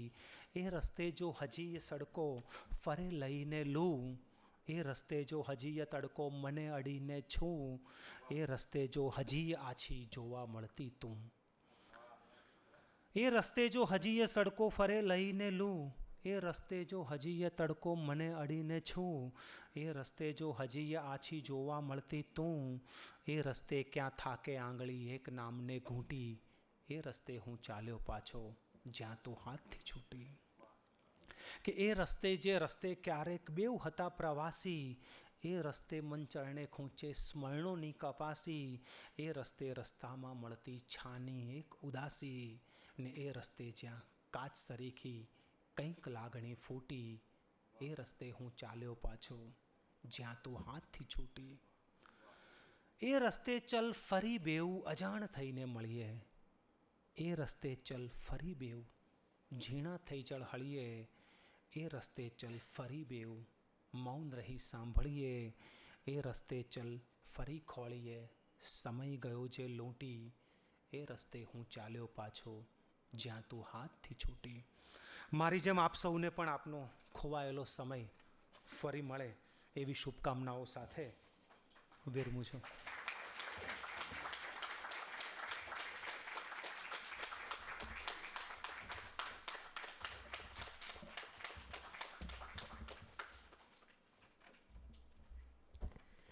એક કવિને જ્યારે સંપૂર્ણતઃ એમની યાત્રા સાથે જાણીએ અને સાંભળીએ ત્યારે સમજાય કે કવિનો પટ, કવિનો વટ અને કવિ મોઢે કહેવાતું ફટ કેટલું જુદું હોય છે. કારણ કે એને કામ શબ્દોથી કરવાનું છે અને એનો અનુભવ વિશ્વ પણ શબ્દોથી છે. માણસ જાય, સમય જાય, પણ પેલો ઝીલાયેલો શબ્દ છે એ સતત કવિના ચિત્તમાં રહે છે અને એ શબ્દ કવિના હાથે એની ટેરવાઓથી વાચક સુધી પહોંચે છે. પછી કવિ રહે ના રહે પણ એ શબ્દ નભમાં તોળાતો રહે છે. એ શબ્દના સાખે આપણે મળતા રહીશું. હું નવજીવન ટ્રસ્ટ વતી કવિશ્રી અશોક ચાવડા બેદિલ અને હિતેશ વ્યાસનો ખાસ આભાર માનું છું કે આપ અમારા આ કાવ્ય ગોષ્ઠી ઉપક્રમમાં પધાર્યા. અમારા મેનેજિંગ ટ્રસ્ટી વિવેક દેસાઈ ઉપસ્થિત છે, એમનો આભાર માનું છું. પરામર્શક શિલ્પા દેસાઈ, કપિલ રાવલનો આભાર માનું છું. હવે પછીના કેટલાક કાર્યક્રમની વિગતો મારે આપને આપવાની છે. 15 જૂન અહીંયા આ જ હોલમાં કાવ્યગોષ્ઠી ઉપક્રમમાં કૃષ્ણ દવે પધારી રહ્યા છે અને કૃષ્ણ દવે પોતાની કાવ્ય યાત્રા અને કવિતાઓ વિશે વાત કરશે. ઋષિ દવે એ કવિ પરિચય તરીકે ત્યાં કૃષ્ણ દવેને આપણી વચ્ચે રજૂ કરવાના છે. એ પછી 23 જૂને આપણી વચ્ચે 2 કલાકનો જૂની રંગભૂમિનો કાર્યક્રમ થવાનો છે. ઉત્કર્ષ મજુમદાર મુંબઈથી પધારી રહ્યા છે અને આખી 2 કલાકની ઇવેન્ટ છે જેમાં આપણને 10 મિનિટનો ઇન્ટરવલ આપવાના છે. કારણ કે જૂની રંગભૂમિ અને નવી રંગભૂમિના એ ગીતોને પોતે અભિનય સાથે સંગીતમય પ્રસ્તુતિ કરવાના છે. એમાં આપ સૌને સાદર નિમંત્રણ આપું છું.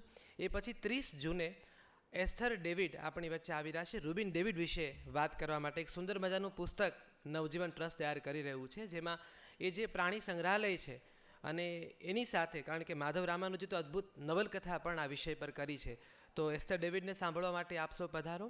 જુલાઈમાં 2 પ્રોગ્રામની વિગતો આપું. 14 જુલાઈએ આપણી વચ્ચે ઉર્વિશ કોઠારી પધારી રહ્યા છે સરદાર વલ્લભભાઈ પટેલ વિશે વાત કરવા માટે. અને એ પછીના શનિવારે એશિયા દાદાવાલા સુરતથી આવી રહ્યા છે કાવ્યગોષ્ઠી ઉપક્રમમાં. તો આ આવનારા કાર્યક્રમની વિગતો છે. દરવાજા પાસે ડાયરી રાખી છે, આપ આપનો વોટ્સઅપ નંબર ત્યાં નોંધાવી શકો છો. તો આવનારા કાર્યક્રમની વિગતો આપને મળશે અને વીતેલા કાર્યક્રમની યુટ્યુબ લિંક મળશે. અમારી નવજીવન ટ્રસ્ટ પરિવારની જે ટીમ છે એનો આભાર માનું છું, આપ સૌનો આભાર માનું છું કે આપ પધાર્યા અને અમારા આ ઉપક્રમને વધારે રૂપાળો બનાવ્યો. શુભરાત્રિ.